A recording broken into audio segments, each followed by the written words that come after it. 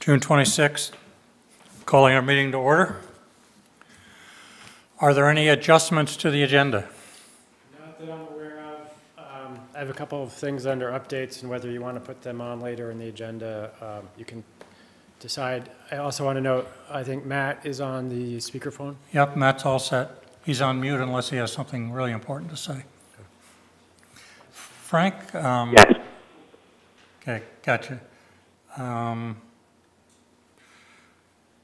I wonder if we should, because we're going to have a vote on, well, the computer, you're going to give us, why don't you give us an update? So you have select board updates at this time. You want to give us an update on the? Sure, I have three items. One is I talked with Troy Tunis, who is our previous computer network consultant, and Frank was in on that discussion. And he's going to review the 3 or 4 proposals that we received and give us a recommendation on either on the proposals or perhaps going back to the vendors and with some questions for them to fine-tune their proposals. So he should be doing that sometime this week and getting back to us. So that was the first one. The second is... So your anticipation we could vote on this in the next meeting then? Hopefully July 10th. Okay. Yep. Good. I guess, a possibility, a question really is if Troy ends up taking, 5 hours to do this, whether we would be willing to reimburse him or pay him for that. He didn't say he would be taking that much time. He said it might be an hour or two, but his rate is generally $100 an hour. Okay. The paving contract requires that the Just to finish that one off, so should we vote on that if he submits an invoice to us, or how's the best way to handle that? It would be good to, well, you can wait to see whether he thinks it'll take how many hours. Maybe it might just take an hour or so, in which case he's not going to charge anything. Okay, that's all right with you guys? To wait and see how much time he spends on it. He's going to help us. Our paving contract requires this year that the work be done prior to the end of the fiscal year, and because of the rain, they haven't gotten to do that. So it will require an extension, which Junior has recommended that agrees with approving, and probably a 2-week extension for them to finish paving. They're probably going to be starting this week. So what is the name of the company again, so I can make DNF. DF? DNF. DNF. DNF paving? Right. So that should require a motion. So because of the rain, they're delayed. The objective is to get done by the end of this week. Is there a motion to approve a 2-week extension to DNF's paving contract? I'll make a motion to put a 2-week extension on the paving contract for DNF paving. Second, sorry. Yep. Any further discussion on that? All in favor, say aye. Aye? Aye. Thank you. And the third thing I have is we received notification from Regional Planning Commission that there's a grant program that would provide up to $7,200 for erosion control measures in an area that basically the town feels is necessary and is also on the state, it meets the state standards as far as performing erosion control in an area that's needed. So I scheduled an appointment with Junior and Regional Planning for Wednesday to evaluate that. And fortunately, they said they're asking for a letter of intent by July 5th, which is before the Select Board's next meeting. So if it's possible to make a decision on that tonight, that would be good. If it's not, then we can ask them to extend that to after July 10th. So Junior recommends the support of this? He does believe there's a place on Lewis Creek Road, right near Sawmill Road, that he's planning to do some rock lining ditch rock lining the ditch. I looked at that with Junior last year when I was trying to do the inventory thing with pictures. And I agree, it's a muddy rut, needs to be filled with rocks, needs to be rock lined. So if we contribute $1,500, the grant will be $7,500, or is it? Yeah, I think it's 20%, so it's actually, if we contribute 1,800, they would provide 7,200. On the sheet here, it says 9,000 in total. I did, yeah, I think it's 9,000 total, but it's 20%. Okay, yes. 20% of 750 is 1,500. I don't think it'll be that much rock, but I have another spot, since there's money there, that I mentioned to Junior, and maybe they can look at too. Do you want to make a motion to apply for this grant then, Fritz? Sure, this is an A&R grant? The back has the monetary stuff. Is this through the county or through A&R? The county is coordinating it, but it is through A&R. A&R is the source of funds. I'll make a motion to, how would I say this?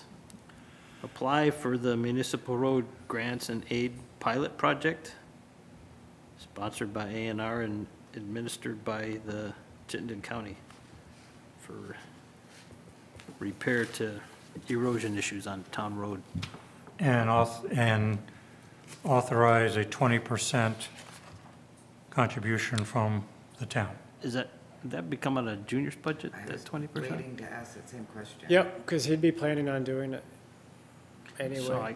Did you talk to him If he about agreed, that? yeah, When you talked to him about we didn't talk the exact amount, and as far as the budget goes, we can do that Wednesday. I have to add pending the road commissioner's approval of the this? Correct. town's contribution of 20%. Yeah, I agree. Is that seconded? Second. Any further discussion on that motion? All in favor, say aye. Aye. Aye. Thank you, Matt. Okay. The next item on the agenda is the purchasing policy. What's the best way? Do you want to highlight Mary or Dean? Which is the best way to proceed? Mary. Probably just the email that's included in your packet that I wrote. It's pretty simple. But there was, where is it? Oh, this relates to the paperwork for bids to reside in the town hall. I think it's a good idea because commissioners may change, and we don't want the paperwork to go with them, so it should reside at a permanent spot. Okay, so on Section 3 of the purchasing policy, which is in our packet, competitive solicitation process, Mary suggested a paragraph C, quote files are to be maintained by the select board. The file should include a list of the vendors, contacted date and copies of all quotes, vendor correspondence, and a copy of any agreement and/or contract documents executed after accepting the quote. So that's what's being recommended. That's the only change being recommended. I think it should reside in the clerk's office or the treasurer's office or something. I was just matching the language. I said maintained by the select board because that's the same language as the bid contract paperwork later on in the purchasing policy. But in reality, all of it resides in the clerk's office with our book of contracts. So should we amend it, say quote files are to be maintained by the select board in the clerk's office? Yeah, whatever makes sense to people. Everybody good? I'm not sure if it shouldn't be the purchasing agent maintaining the documentation at the That's the clerk, problem. at the clerk's office. That's the problem. The problem is that when somebody has a project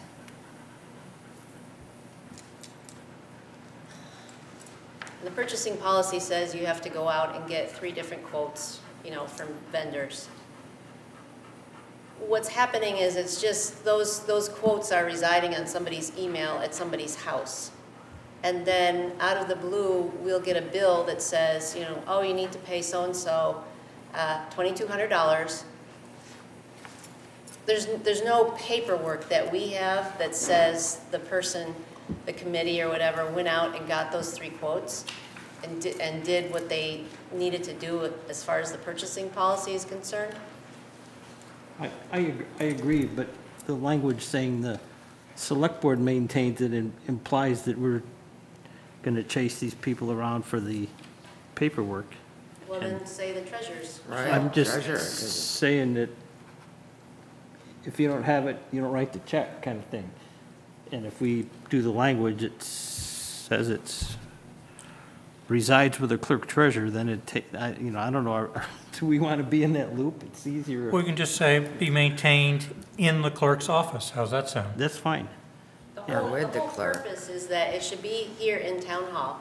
Yeah, And if anybody ever has a question about something that's been done, it should come. there's out all of the clerk's paperwork that office. either the select board can look at, or even a committee who, you know, 5 years from now says, oh, you know, who did the fence repair at the park? I wish we knew who that was, because we kind of like to go back to them and. Or who did the fence of the cemetery? Any one of those things, you don't have to search all over for that paperwork because it's all here. I think it should say clerk treasurer's office, because it's Sure, always gonna be in and around money Quote files are to be maintained by the at the clerk clerk, treasurer's office. or by whatever, yep. Okay, so, Hi, I just wanted to put a little 2 cents, and it really looks like there's a lot of redundancy in section B and C. I'd like to just add a sentence to section B that says where it shall be maintained, and that's pretty much the meat of C. That was my thought too, right after the purchasing agent shall maintain documentation at the clerk treasurer's office. That sounds great to me. I think the only other difference I saw is the language for C, the draft language for C, asks for a date of receiving the quote. I don't see anything else different besides it being maintained in the clerk treasurer's office, which I think is a great idea. Okay, well, I'll make it happen. so, did I hear you then, Matt? You want to modify paragraph B. We don't need C, is that correct? Yeah, I think it says purchasing agent shall maintain documentation of such purchases in the clerk treasurer's office, including a list of vendors contacted, copies and dates we can add of all quotes, vendor correspondences, and a copy of any agreement, and a dated copy of any agreement. And that pretty much covers everything in C. Okay, I got it. Want me to read this and you can call it a Yeah, motion? could you read it, please? Yes. The purchasing agent shall maintain documentation of such purchases in the clerk treasurer's office, including list of vendors contacted, copies and dates of all quotes, vendor correspondence, and a dated copy of any agreement. That sounds great. What do people think? Sounds Sounds fine. like a good motion, Matt. Did you make that motion, Matt? Second, Sure. So moved. Okay. second. Any other discussion on that? Yes. When do those need to be in there? When do the documents need to be in the office? Prior to you making Part of the solicitation process that you're going through. And once it's awarded, I think it should be given to the clerk treasurer's office. So the documentation is there before anybody wants to get paid. Project gets started. Does that need to be written? Is that written anywhere? I don't think it's necessary. I It's think kind it's of, necessary. okay. I was just saying a copy of the agreement, does that mean that the agreement has been ratified? or before the agreement is agreed upon? Well, I think the intent is, And then a copy of the final recorded. well, once it's an agreement, that's it. I mean, once, Once it's well, you're going to executed. execute an agreement, so it's a dated copy of any agreement. So there'll be a single agreement that authorizes work to be done. And then the clerk treasurer will know when to pay and how much to pay, that kind of thing. Fine. Everybody good? All in favor of the motion, say aye. Aye. Aye. Thank you. Wow.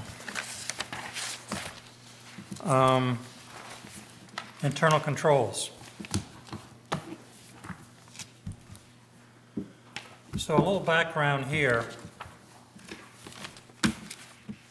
We have a CPA that audits our books every year. And we've had the same outfit. This year will be the fourth year. We renewed the 3-year term for another 3 years. And during the reviews, the results are in our town reports. And one of the recommendations over the last couple of years is an internal control document. It's kind of a 30,000-foot level of our support of the ultimate controls of our finances. And this goes into that, and the reference is a document that our CPA put together in the Vermont Law School, and Mary adapted it for the town of Charlotte, and it's been reviewed by us and reviewed by our CPA, and it's in front of us here to vote on. We should probably date it, but I guess we date it when we sign it, right? We'll date it when we sign it. So I thought it looked pretty good. It's what he wanted. And then we have subordinate policies for more details. But this is kind of the umbrella internal controls. I have one comment, and that was to add the lister to the exempt employees on there. Add to what? The listers to the exempt employees. Okay. And where is that? Is that in Did here? this come in Here's a- our packet? It was in last meeting's packet. I I do have missed extra copies. There's a section in there that says something about exempt. I don't have my notes because I read it online. Yeah, I can tell you exactly what I'm talking about. Well, Mary, what are your thoughts on any of this? Got any comments? Put you on the spot. Put you on the spot, sorry. He wrote it. I wrote it. Well, I I know, don't have any but is there questions, any? Gary. Huh? No, I know, but I'm just, you can add the positive of it, or whatever. It's great that you did that. Did you see where it talks about exempt? Yeah, I read that online. And that's why it's gonna be hard to find anything to change or Oh, here it is. do anything It's different. on, it says payroll, let's say it's on right here, exempt employees, the town administrator, clerk treasurer, recreation director, and librarian. The listers aren't exempt because they're hourly. They're elected officials, so they're exempt. Exempt can't be hourly. Elected officials are by definition exempt. This question is exempt from what? I think Mary's talking about As exempt labor. from Labor Relation Board rules as exempt Should be employees. paying them salary. What page are you on? These aren't numbered. Numbered. It's about 4 from the back. 1, 2, 3, 4 from the back. Oh, The payroll. first words are employees of the town of Charlotte are exempt, salaried, non-exempt, hourly, or paid by stipend. Okay. What we ought to do is change recreation, we have recreation director, then we should make it library director.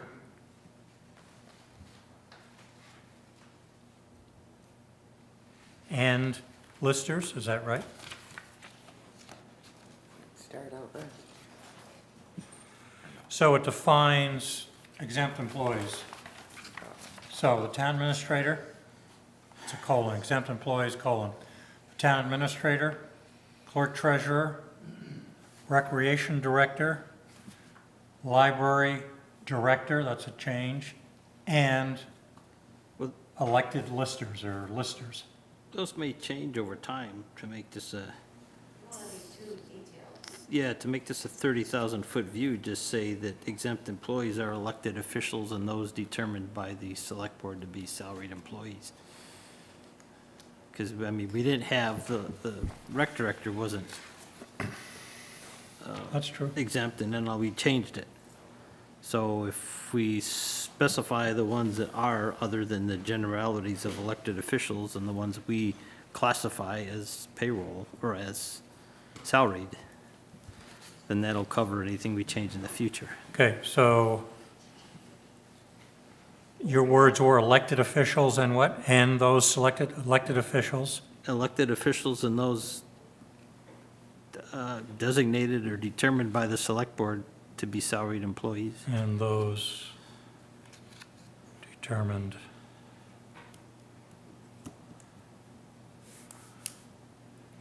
by select board.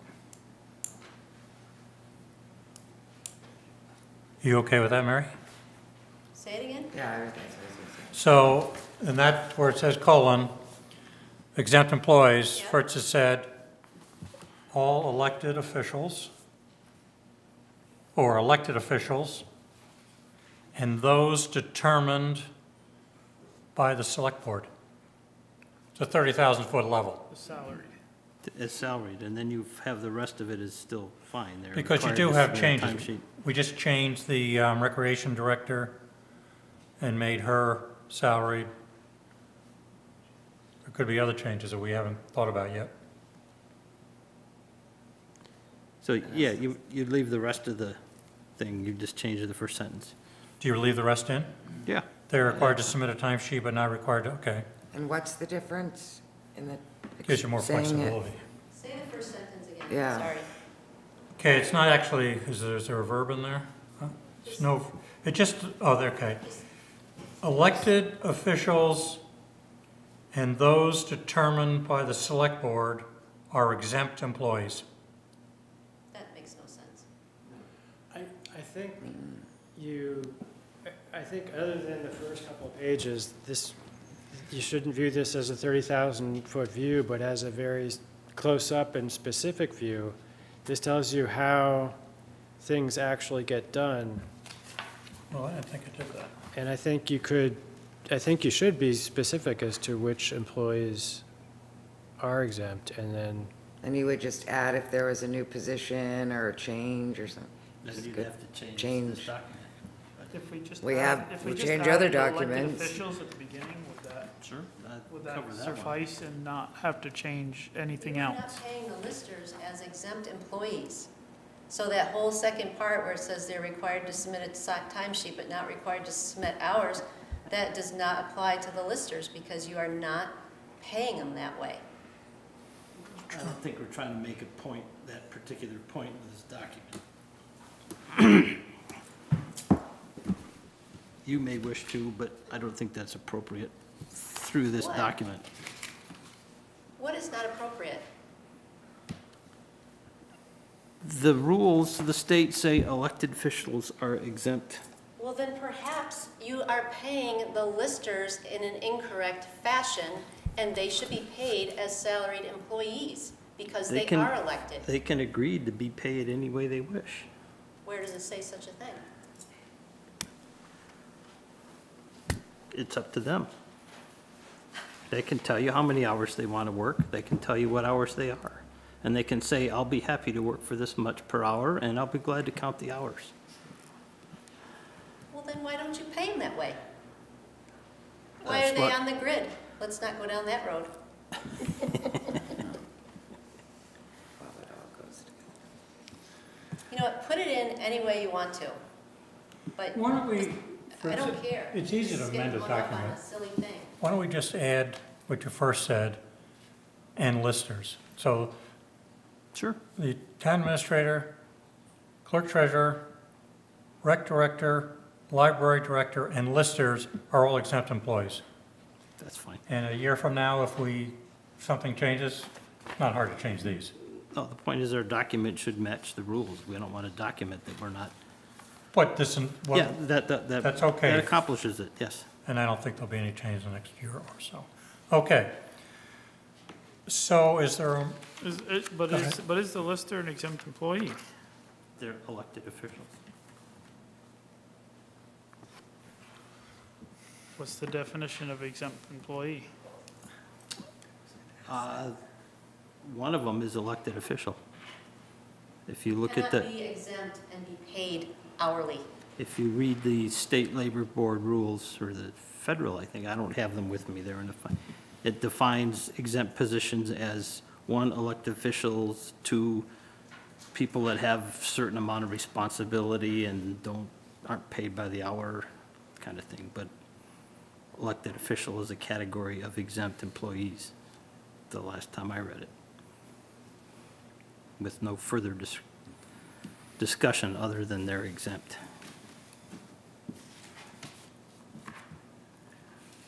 Well, I might need some clarification on that, Fritz, you know, to understand it. I'm not there yet with you, but of course it would take me a little. Well, I Longer didn't, to like I said, I understand. didn't bring the state statutes with respect to that stuff, so. we want to accept this now, or you,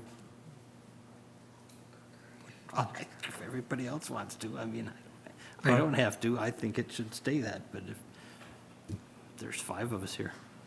Well, 4.5 if you count Matt. there. Matt's fully here. Okay. So, you have any feedback on this, Matt, regarding the lister?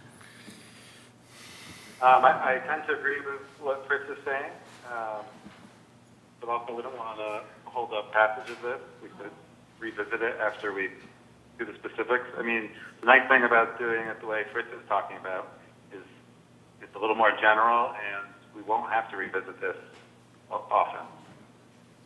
Oh, you're taking it back to elected officials and those determined by the select board are exempt employees. That's the paragraph you're going back to. Yeah, those determined to be salaried employees. And those determined to be salaried employees.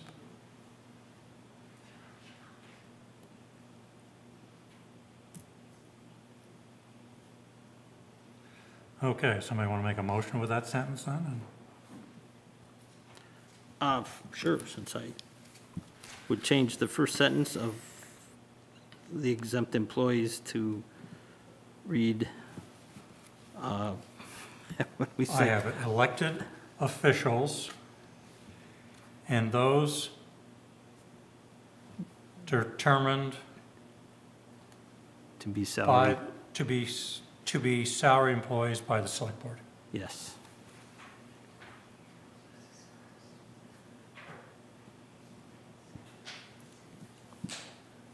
Everybody got that? Do you want to make that a motion with that, to accept the internal control policy with that amendment? If nobody else has any comments, I'll make that motion. Second? You seconded, is that right, Matt? Yes. Okay. Any other discussion? All in favor of the motion indicate by saying aye. Aye. Aye. Opposed? Aye. Aye. Okay, so it passes 3-2. Thank you for your work on this, Mary. Okay. Scott Hardy. We're way ahead of schedule now. Oh, aren't we good? Yeah, but you can't be too good like that. We can do minutes. Well, and the other thing that I noticed on Dean's report, did you want us to talk about opening bids? You know, and how we opened bids? There was 3 things you wrote here. Well, when we were talking about the purchasing policy, you just thought maybe we would, he had these additional suggestions, and one of them was how we opened bids, or maybe there's a better way. That's something we could talk about now. Sure. Because we're way, we're, 8 o'clock Yeah, is the next thing, and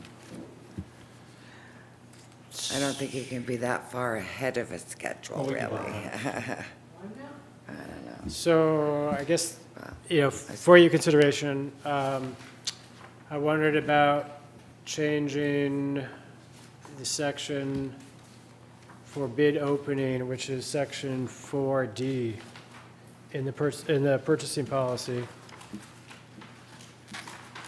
so that it still is publicly opened, but doesn't require select board meeting.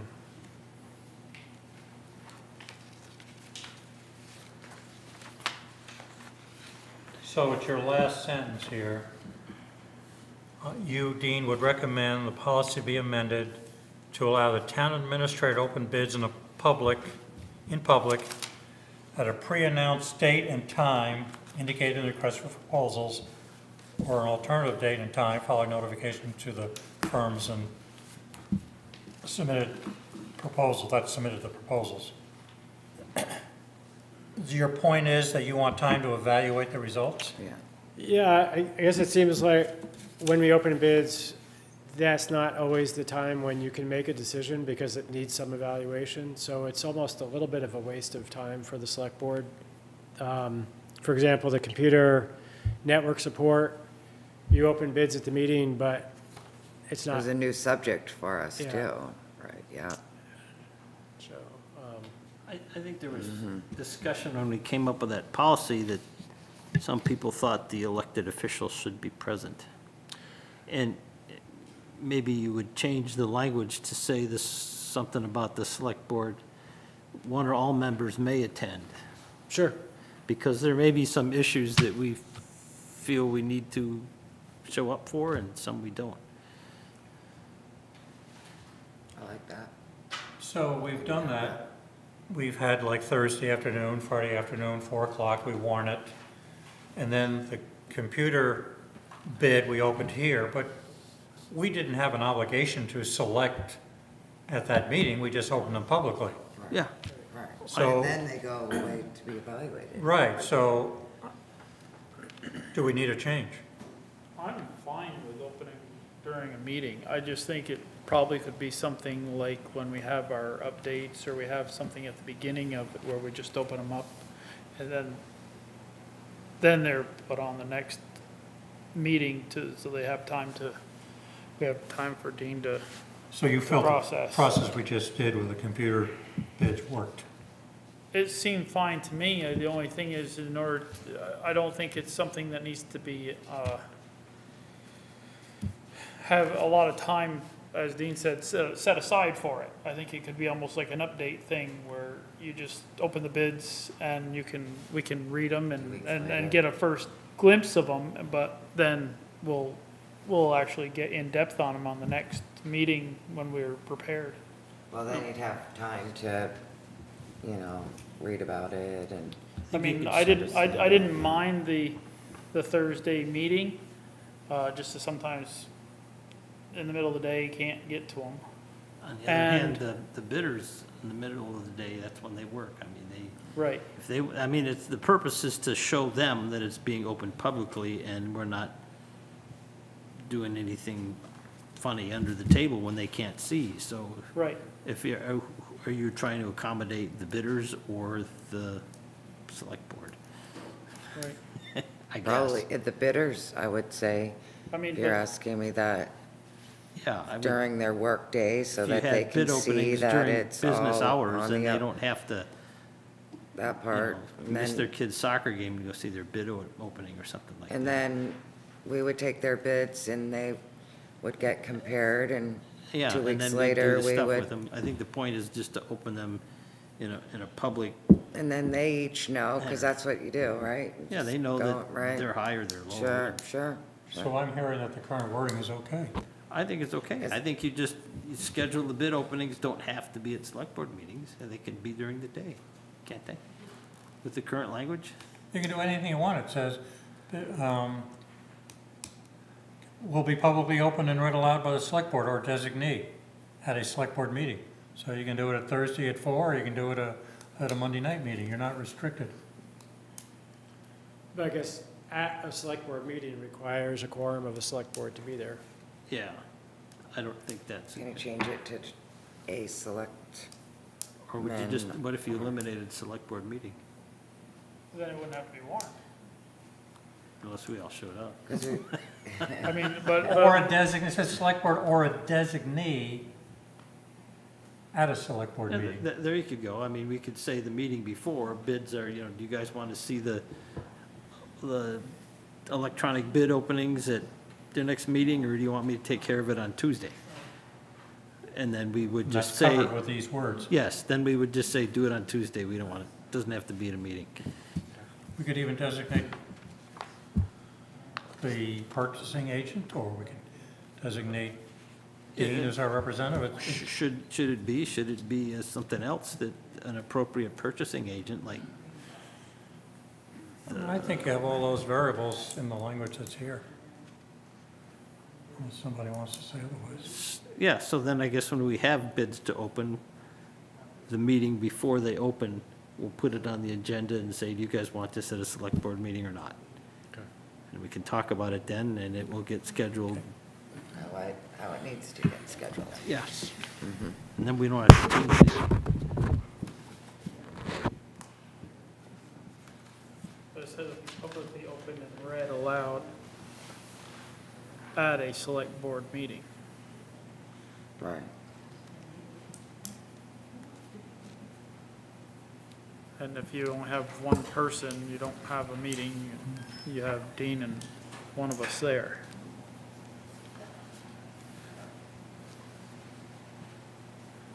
So you're saying if we don't have a quorum, it's not a meeting? And you can't open the bids. Can you open the bids if it didn't have the word select board meeting? Can you somehow word it so that one select board member at the meeting or more? Or no, you couldn't then, no, You one. could potentially say be One or two. publicly opened and read aloud by the select board or designee, period. That way, it could be a warned meeting, select board attends. If they don't attend, it's the designee. That works? So you just cross out at a select board meeting? Right. Oh, that does work well. Is everybody on board with that? So do we need to make a motion to strike Yeah. the, Yeah, why don't you make a motion, I'll section? make a motion to strike the words at a select board meeting from, I don't know what part of the policy. Section D, bid opening. And is that gonna be, being a publicly opened meeting, That's what it says up here. then is that something that's gonna be advertised Per the, per the Purchasing rules for an policy, yeah. open meeting? So that, as Dean's been doing it on Front Porch Forum Right. and around town, is that meeting gonna be warned like a select board meeting to make it a public meeting? And If it And, was a and, and Tuesday if that's the case, does it fall underneath the open meeting rules? Well, right now, generally, the bid openings are advertised in the request for bids. So when the request for bids is being issued, we could decide, is this something you want to attend, you're going to want to attend or not? And then if it's not, then it can be scheduled at 4 in the afternoon. If it's something you want to attend, then we'll schedule it at a regular meeting.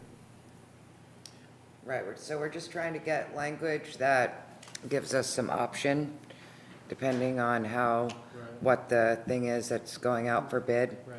Maybe some of them, an evening meeting would work better than an Right. afternoon. So by this change, it gives us even more flexibility.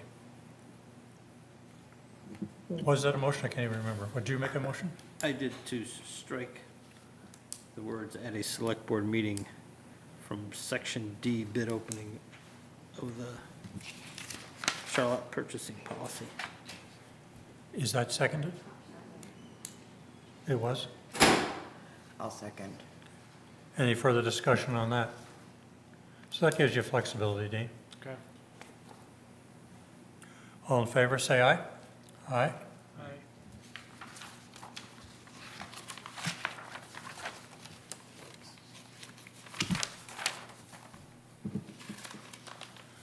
Okay.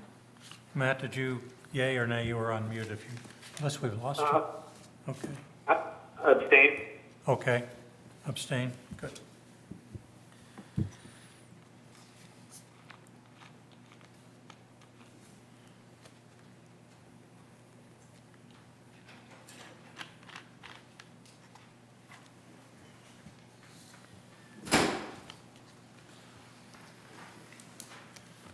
And the other one was about minutes. Dean? Yeah, that's a bit of a larger discussion, Yeah, it but, probably is, and I agree, yeah. so. But I think you're right. So we can do that another time. You want to, don't want to We can do address? that another time, sure. So why don't we do the minutes now, and that'll probably take us up to the, put us back on schedule. Sure.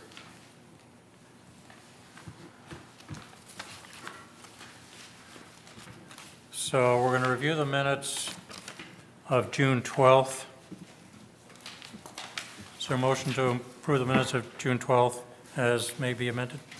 That sounds like a good motion. I'll do that. And Okay. I'll second. Okay.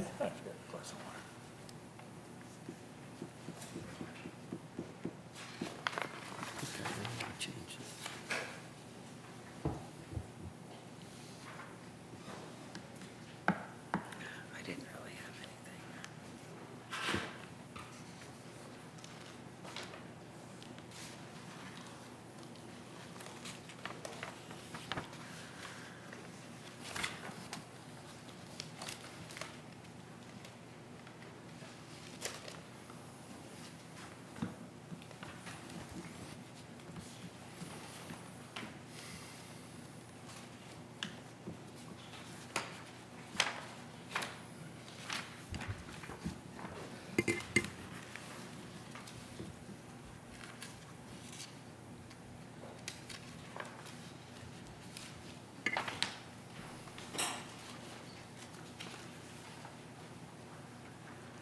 Did we hear back, Dean, about that tree? What line are you on? 188. And didn't we ask her to ask Common Way? Have you heard anything about that? The applicant was going to try to find another location For the driveway? for the driveway. So we put it in her, Yes, I just wondered. Now it's 2 weeks later. Wondered if you had heard anything.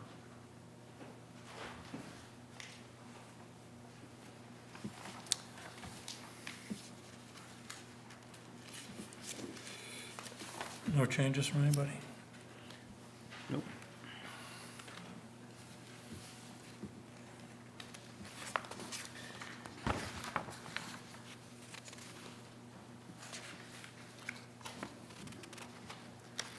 And what about the cleaning? What are we doing about that? Cleaning company? Yeah, we will have to go out to bid. I did actually hear today from a woman who is a Charlotte resident who I'm going to meet with Mary and Margaret on Wednesday, at least for the short term as a stopgap, and maybe encourage, see how that goes, and that might be someone who would ultimately apply for the long term. When was our guy finished? He indicated he'd like to be finished by the end of the year, June 30th. June 30th, which Yeah. is Couple days this from week. now. Okay. So do you want to be a part of that meeting over at the library to see if he or she wants to do?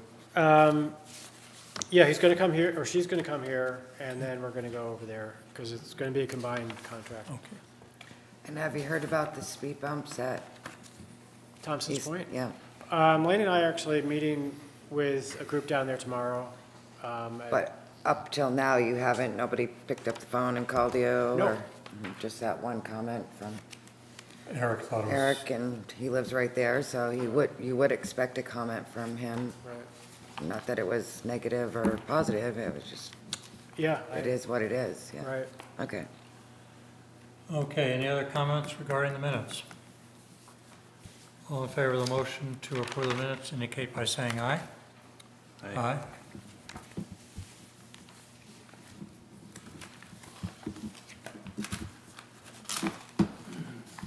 Do I take it you're abstaining, Matt? Yeah, sorry. Okay.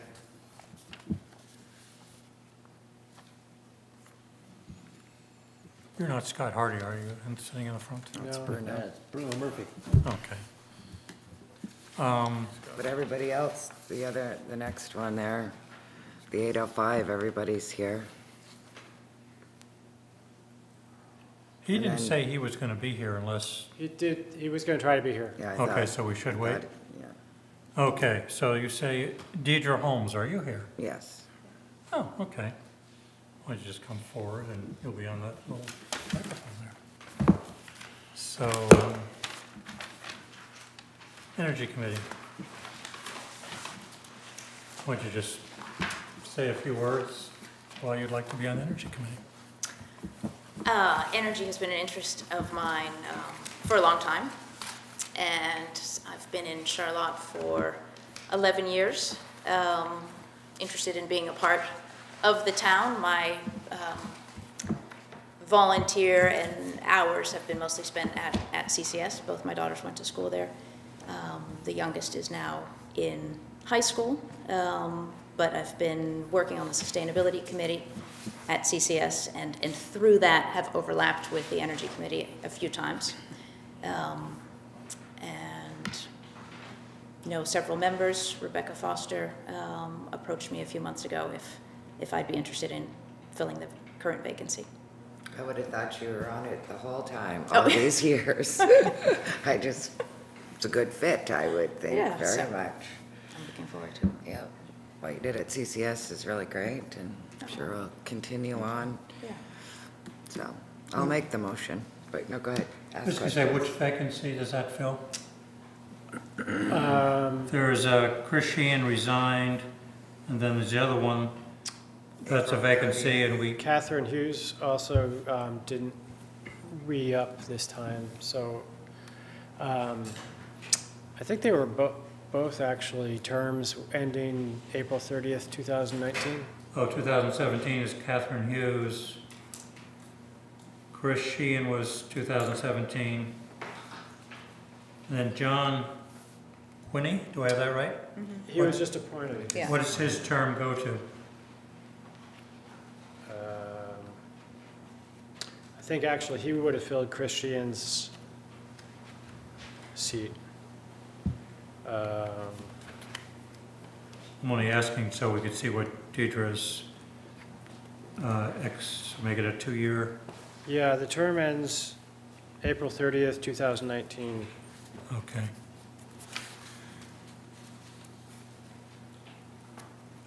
That's not very long, April 30th, 2018. 19, I believe. Did you mean 19? 19? Yeah. 19, there it is. 19. Okay. So it was a motion that you just made? Yes. Make a motion. Second. Any other comments? As I would say, it's your easiest interview. All in favor, say aye. Aye. And welcome, and thank you for, Aye. Thank you. thanks, Matt. Thank you for Thank you. volunteering. Thank you, Deirdre. Thanks, Matt. Okay. Bruno Murphy. Oh, you're Bruno Murphy, okay.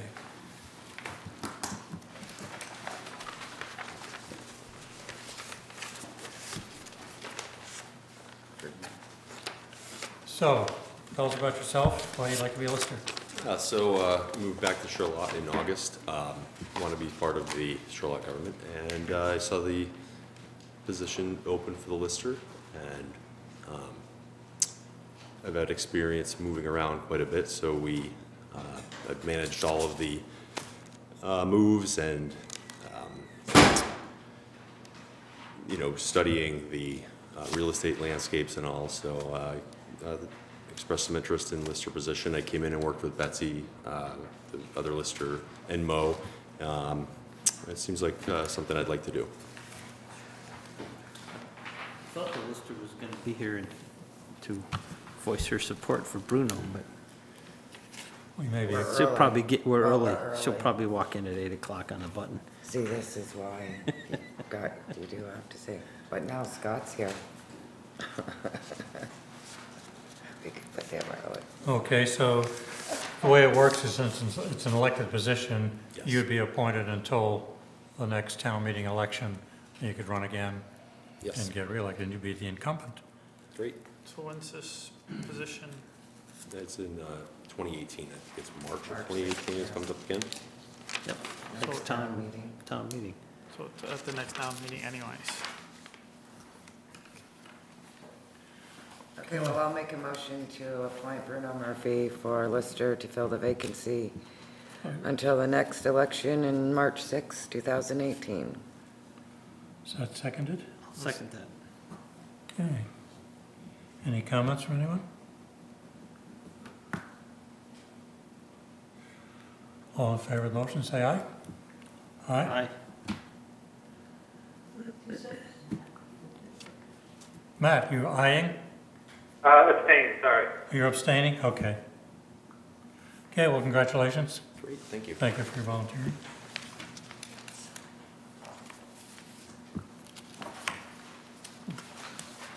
Erica. Is Erica here? Uh-huh. Everybody's early, that's good. You knew we were going to be ahead of schedule. Conservation Commission. Hi, Erica. Hi. Why don't you tell us a couple things about yourself and why you'd like to be on the Conservation Committee? So my family and I moved out to Charlotte about 8 months ago, and I'll be finishing up my master's in environmental law and policy in the end of August. So I was just looking around locally. I just wanted to be able to use my new skills and my education to put my work into place locally. So I started doing some research, and I researched Lewis Creek Association and then this as well, and I saw they had an opening. So I came to their last board meeting and just wanted to hear what they had to say, what their agenda was, what they hoped to get moved forward, and it was something that spoke to my heart and what I would like to be involved with. So I've been in touch with the other board members, I'm just looking forward to being a part. Good. Sounds like you're very well qualified. Thanks. So when did you say you graduate? The end of August. End of when? August. August, okay, great. So one more class. Congratulations on that. Thank you. Is I was there, reading it and I went, as it got farther, I was like, oh, I know who that is. I know, I walked in, I was like, That's okay. really great. Well, she's part of the new neighborhood I speak of, that the young people that have moved here to Charlotte, so okay. thanks for doing that. Is there a motion to approve Erica, appoint Erica? I'll make that motion to appoint Erica McPherson on the Conservation Commission to fill a vacancy seat with a term ending April 30th, 2021. I'll second. Second? Okay, Matt? Now your brain was pretty fast there. Okay. Any other comments, questions? All in favor, say aye. Aye. Aye. Thank you, Erica. Have fun. Betsy, we're ahead of schedule. Sorry about that. You never are. Well, we could have been even farther ahead, but I did slow him down a little. I texted you, but I'm slow. You can tell us now. No, I just was gonna endorse Bruno, that's all. Yeah, nice. Looking forward to working with Yeah. him, so. Yeah, when Bruno said that, I thought, oh geez, probably all works pretty good that way. Yeah, no, Great. I already have stuff for him to do. Nice. When do you start? Today? Oh, great. Well, that's true. Yeah, your daytime job, when is that? That's fun. Okay, back to the 8 o'clock item. Scott Hardy. Sorry I wasn't early enough. Well, you're still ahead of schedule, and so are we. So we talked to you 2 weeks ago, Right. and who on our board, you were gonna do some research on the amount of work that was done? Yeah, everything that was done on the second one was basically the same as what was done on the first one for advertising and stuff. So, the fee was the same for both, planning commission hearings. When I talked to the planning commission, I guess what happened is something wasn't filed. The Mylar The Mylar didn't get either filed. didn't get created in time, mailed in time, somewhere it didn't happen. And from my understanding, the planning commission said they basically did everything they would normally do on an application. So, Who didn't file the Mylar? the Mylar, the responsibility of filing the Mylar is up to the applicant. But we skipped sketch, so we didn't have the same, and it was we basically had one meeting. So you're saying as far as the warning, because it's a sketch isn't warned, or actually I guess they are warning sketch. Yes, all the planning commission meetings are warned, whether it's a sketch plan or the site plan or subdivision, whatever it is, they're all warned the same. I mean, and we don't, and whether the planning commission has to spend one meeting on it or 4, 5, 6 meetings on it, we don't charge applicants by the number of meetings. Right, I guess my position just was, it seemed odd to be charged the same fee again for a simple clerical error that happened where, and talking about surveyor, it happens in other towns as well. This is not just an analogy to Charlotte, as well as the fact that we lost Janine during a time when she would have, or the person who was in charge would have had a reminder going out to applicants who had missed that 100, or were approaching the 180 deadline. So, you know, I think. Well, that would be a courtesy. I mean, it's not something that's required. And, Right, and but not I'd say it's saying that it wouldn't be practice. nice and appropriate, but. Right, but I mean, I'm saying it was practice. It seemed, it was conveyed to me that it was practice in the past. And there's my subdivision, and I think there's some others, 2 or 3 others that fell into the same time zone of change of employees with missing Mylar. And like I said, my surveyor still. With Charlotte? Yeah, and what I was told is that, you know, my surveyor said, you know, whether he's dealing with some other towns, if it's missing, they just go, okay, here, the head of the planning commission just signs it and moves forward, versus trying to go through a whole re-subdivision hearing again. But I had a question. Go ahead. Frank, did the planning commission, when you talked to them, did they know that basically nothing had changed and what they were looking at was a clerical issue, not a new subdivision? Well, all the information was the same. yeah, So they knew that the application was the same, as far as I know, they knew it was the same application that they had approved before. They were aware. To me, that's what's important, is they didn't need to, whether they did or not, spend the time that they put into evaluating a subdivision. You know, it's a volunteer board, and their time is valuable to the town and to the residents. But they knew that this was a clerical error. There may be a few new members on the board that would want to look at it, but I don't see it being fair to charge the entire permit fee all over again, which was more in the order of $1,200. right. I'm not fond of shifting the burden of submitting things to anybody but the applicant. And by refunding it, you're opening a can of worms that starts to do that.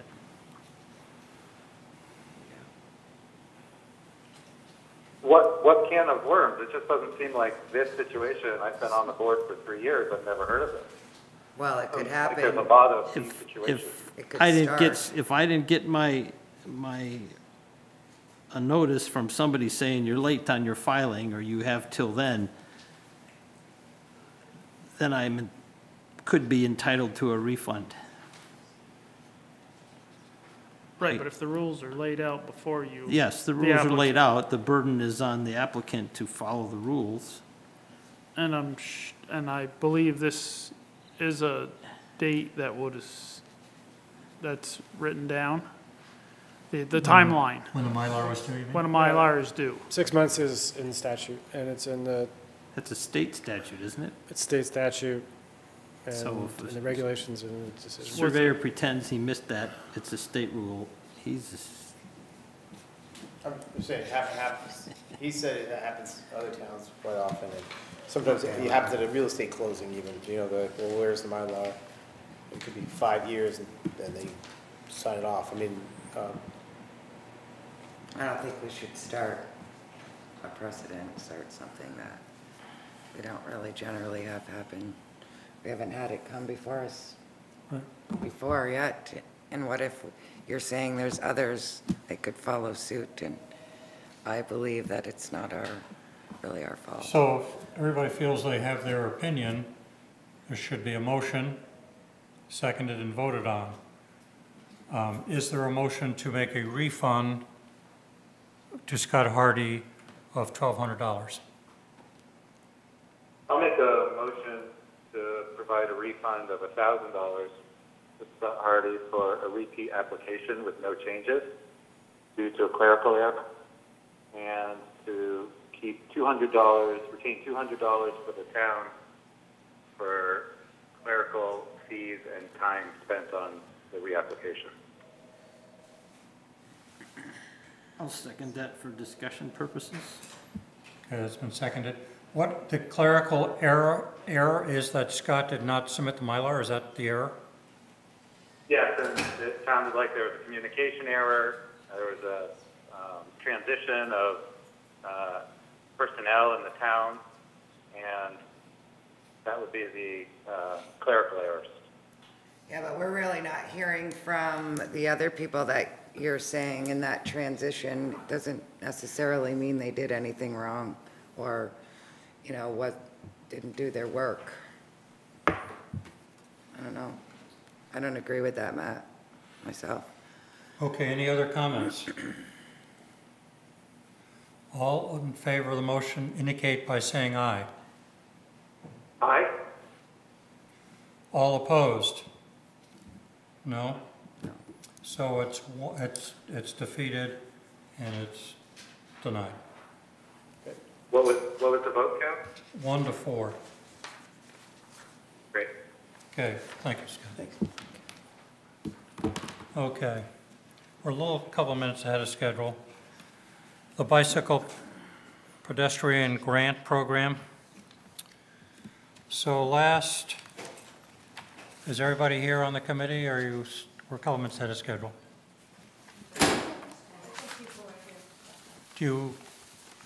Why don't we say that the final review of the scoping study was presented, I think it was last Thursday, by Du Bois and King. Yeah. I didn't note on the sign-in sheet that 2 people signed in for this event, for this item that are not here. Okay. So I don't know if they came earlier and signed in and they're planning on coming back, but just so you know, that is. Well, they've already signed in. I saw a couple of people leaving that were on the committee. Yeah, they're not committee members. I think they're folks who may have some concerns about it. Okay. Wouldn't want them to feel like this got rushed without their chance to talk. We've been trying to keep him on track all night. He's been way ahead. He was 45 minutes ahead. We've been 45 minutes late before, so. An hour and 45 minutes. An hour and 45 minutes late. Not like trying to slow you down, but No, but I don't really think you're supposed to do that. You know, something's scheduled for 8:15, you want to come pretty close, which you do. You do a very good job of it. But tonight we happen to be way ahead, and I think out of courtesy for all, you can't really be ahead too far. A few minutes. we can pick off, that doesn't happen. We Well, just we've did already that. done We'll that. take a 5-minute break. How's that? Okay, good. Round up those that are out in the parking lot. We'll just take a 5-minute break. The presentation for the, called the Bike and Trails section from Mount Philo along State Park Road to the tunnel was presented June 22nd, last Thursday, by Du Bois King. Well attended. Many of you folks are here. I think Carrie was here. I was here. And most of these people weren't all here. There's a lot of new faces in this meeting that were not at the meeting on Thursday. There actually was only 2 new people that I saw at the last meeting, other than the Trails Committee themselves, and that was Mr. Coyle, is it? I personally hadn't seen you at meetings. I hadn't been at all of them, most of them, and one other person that I happened to bring along. So they took us a point, so the scoping study is done. Maybe you, Margaret or Lori, want to take the conclusion of that and why we're here now? Is that the way to do it? And yes. Fine. So we're here tonight to ask for a letter of support from the Select Board for this grant application that we want to do.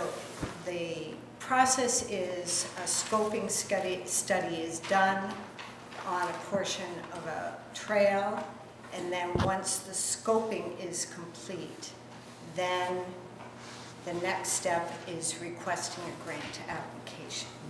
And the scoping study is attached to that grant application.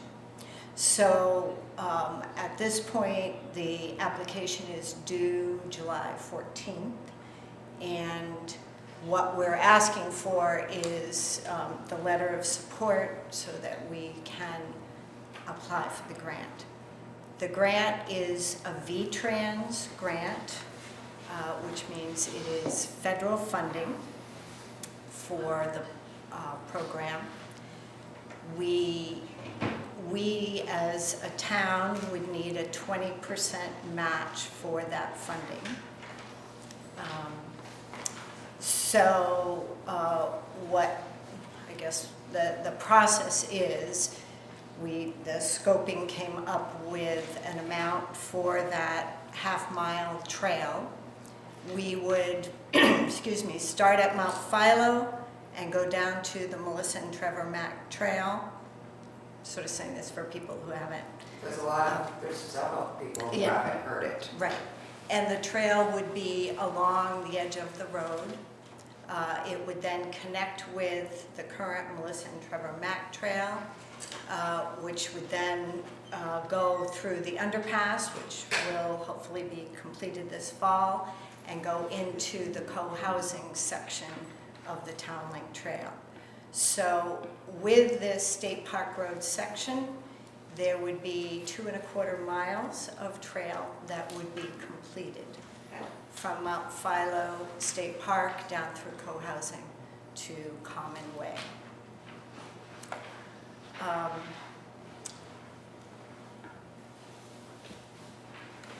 don't know if you want to get into the cost and funding. Well, I would say they talked about segment A, B, and C.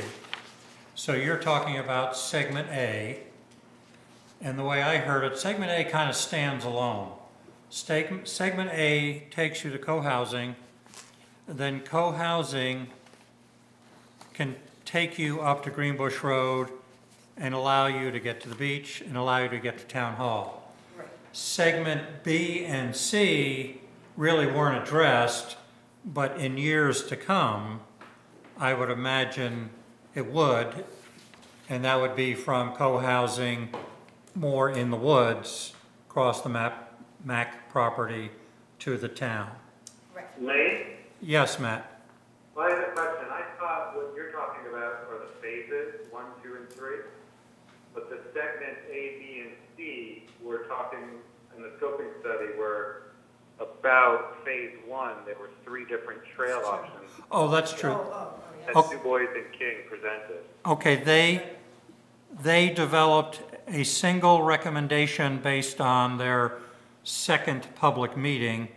So we call it segment A with a single path, which is on the north, essentially on the north side of State Park Road, going to the Trevor Mack Trail, then it goes north to the tunnel. So there was only one option discussed for segment A. Now, I wasn't able to make that meeting. I was home alone with the kiddo. So could someone summarize, and I'm having a little trouble hearing, is it Lord or Margaret? What led Du Bois and King to decide that option B and C were not viable?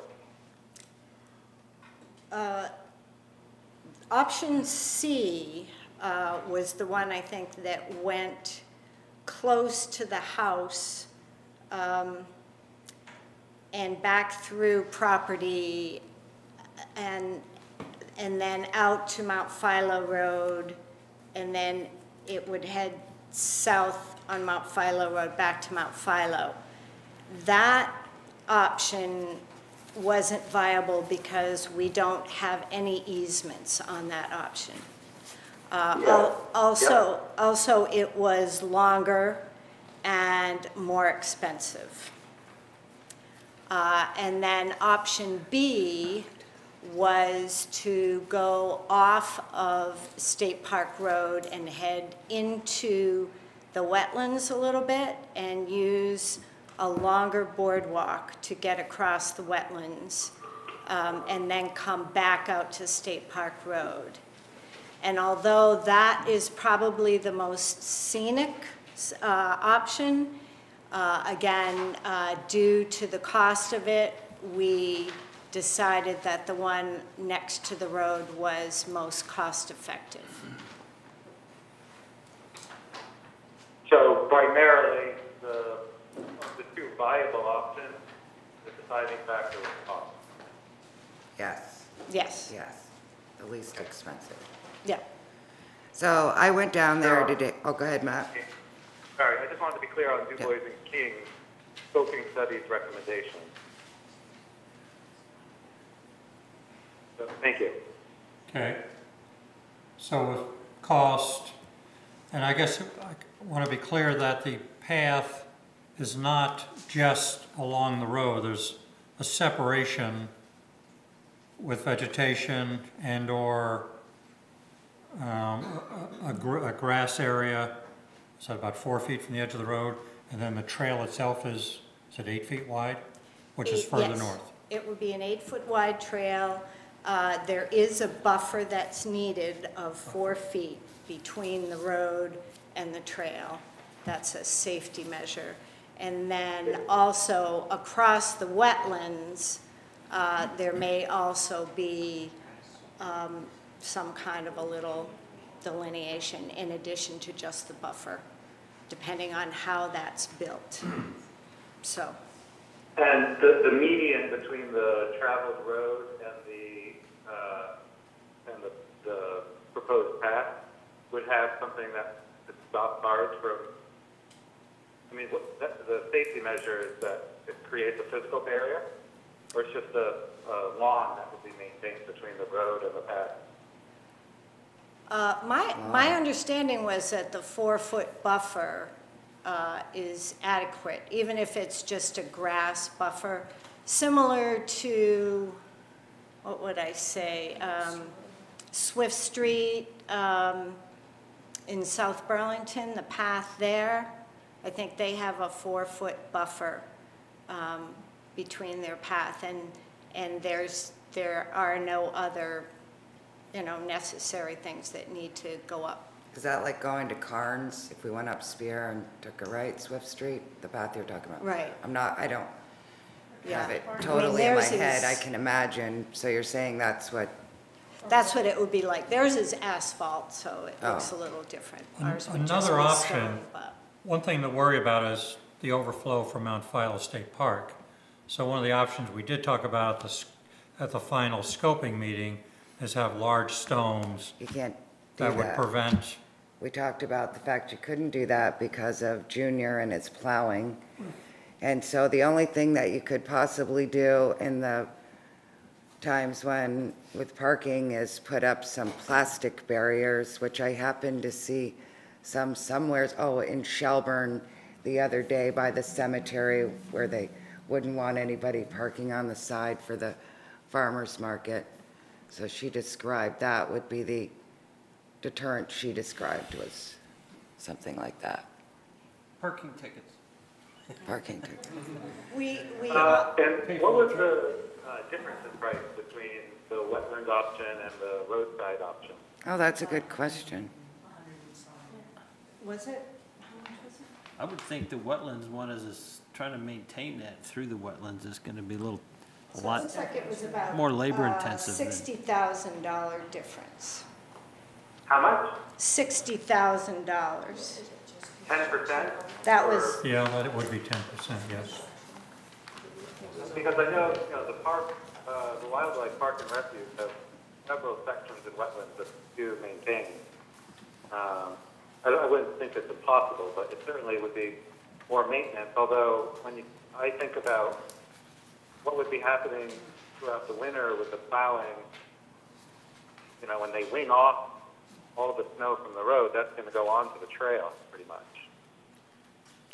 well, Yeah, I hadn't think thought of that. actually the snow would probably end up in the buffer area more than the trail. No, I don't know about The that. 4 foot? No. No? Those guys get no. No? Yeah. I guess I had another question about the right-of-way. If that's certainly out of the town right-of-way, if that's a 3-rod road, do we have easement to extend the right-of-way to build the trail that wide? We went out there with Junior one day and looked, and actually it will fit within the right-of-way. And then we also have an easement on the section over Kimball Brook, and I think it's a 20-foot easement, so we have more flexibility there if we need it for the trail. And for the other viable options through the wetlands, are all those easements in place? Are all those easements in place? No, if we went through the wetlands, we only have 20 feet from, I think it's a 50-foot. It's a floating. oh, it's a floating?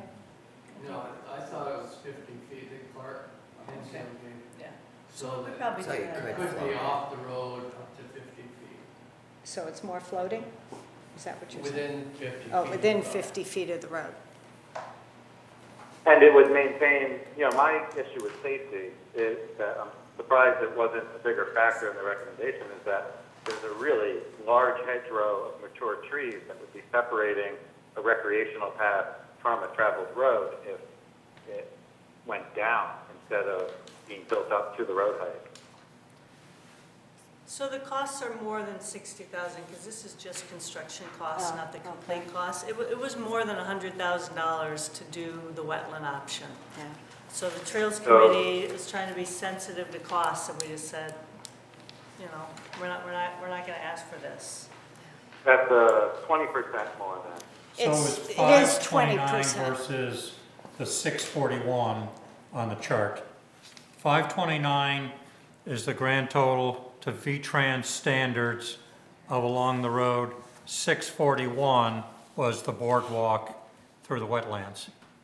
So yeah, 23% more. Right. Yeah. 70, Okay. yeah. That's only section A. That does not include section B, nor does it include section C. So it does not give you the total price of the total project. This is 529,280 for section A along the road. 641,580 for So section the chair B. requests that you be recognized and raise your hand so we don't have a free-for-all here. Do you want to say something, Trish? Yes, I would like to say something. My name is Patricia Coyle, known as Tricia Coyle. This project,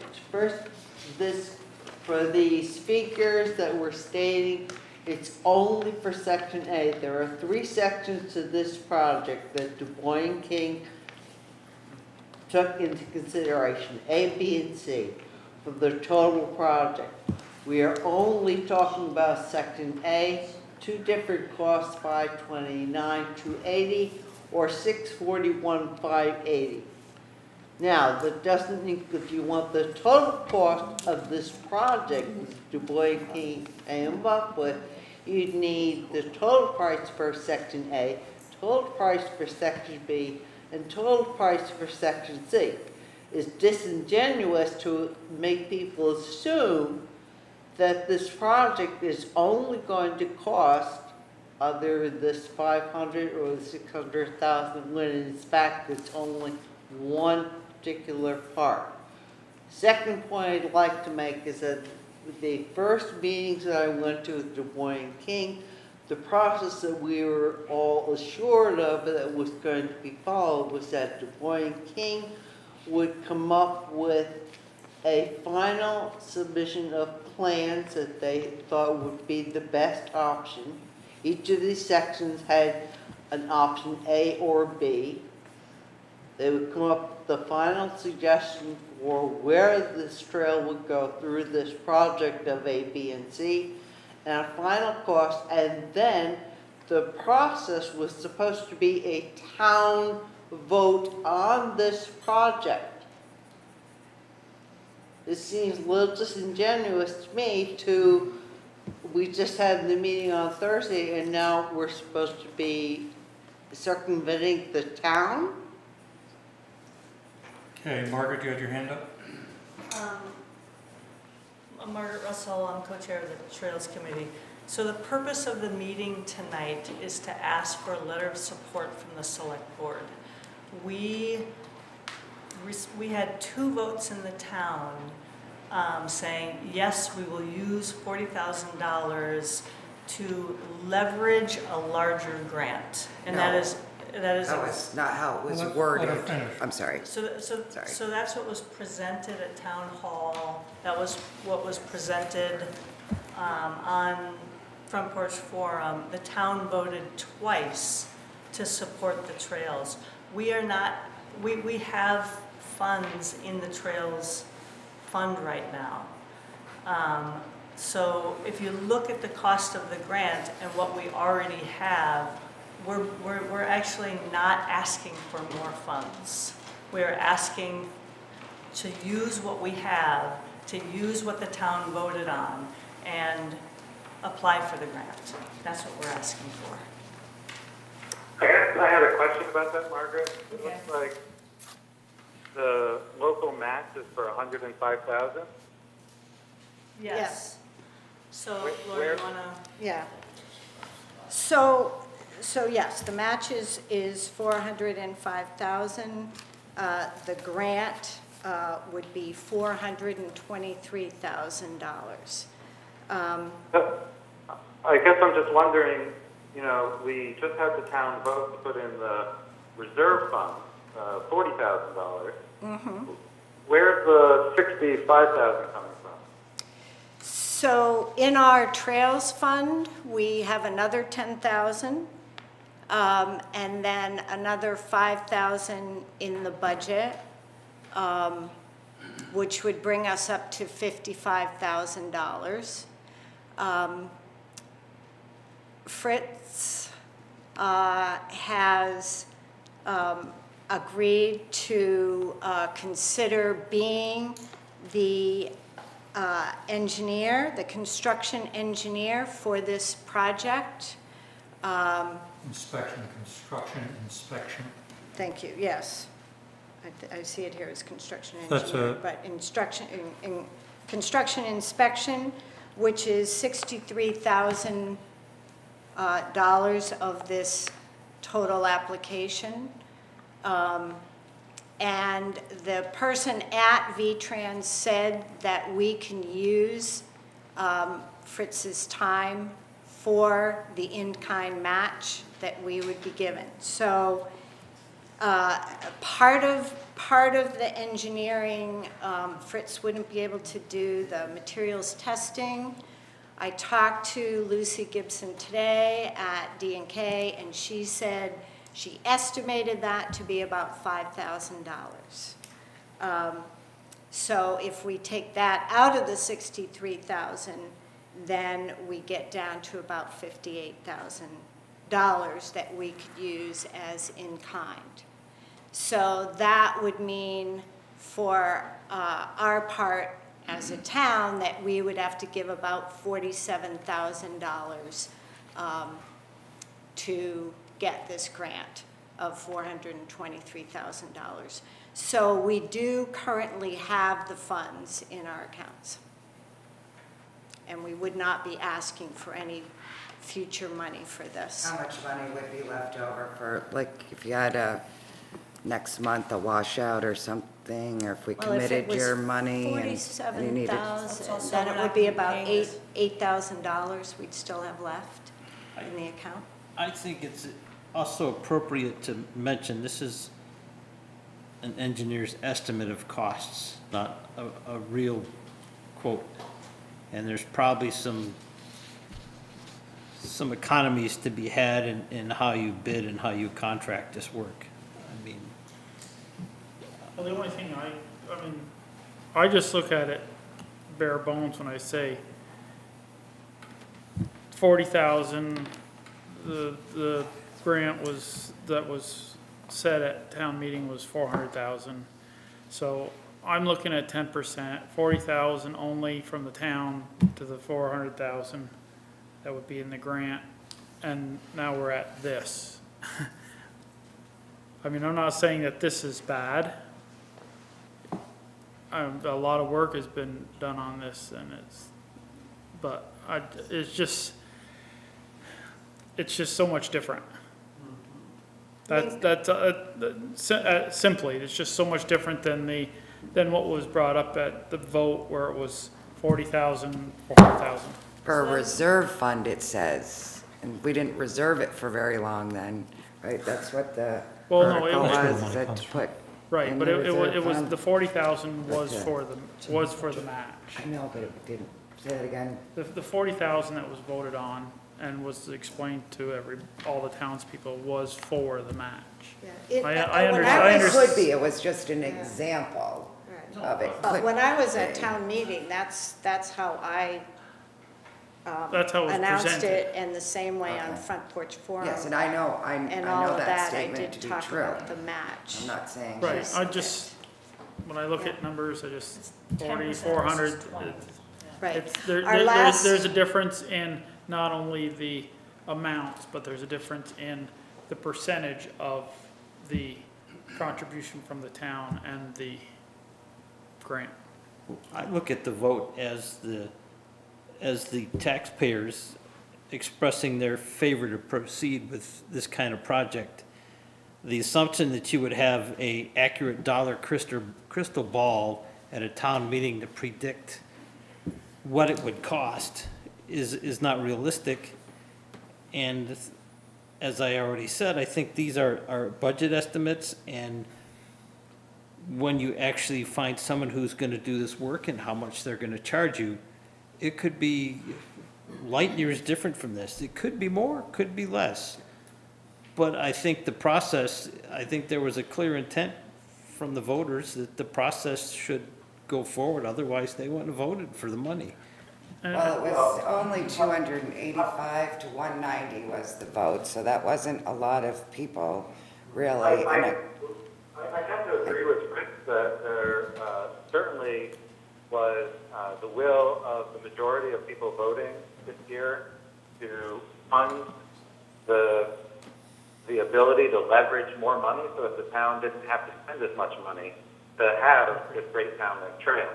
That message, I think, was clear. I think what I'm missing in this equation is how such a large, important community development project would go forward with people's continued presence and ability to make decisions, either through the select board that they elect or through votes and town meeting discussions about where to site the trail. I mean, I think if the same people who voted for the $40,000 were asked to decide between a roadside, basically rural sidewalk versus a recreational trail through the wetlands, which is more consistent with the construction of the rest of the existing trails, they would overwhelmingly vote to do the more expensive one and maybe spend a little more time either leveraging the money or committing some more money over more years to do it.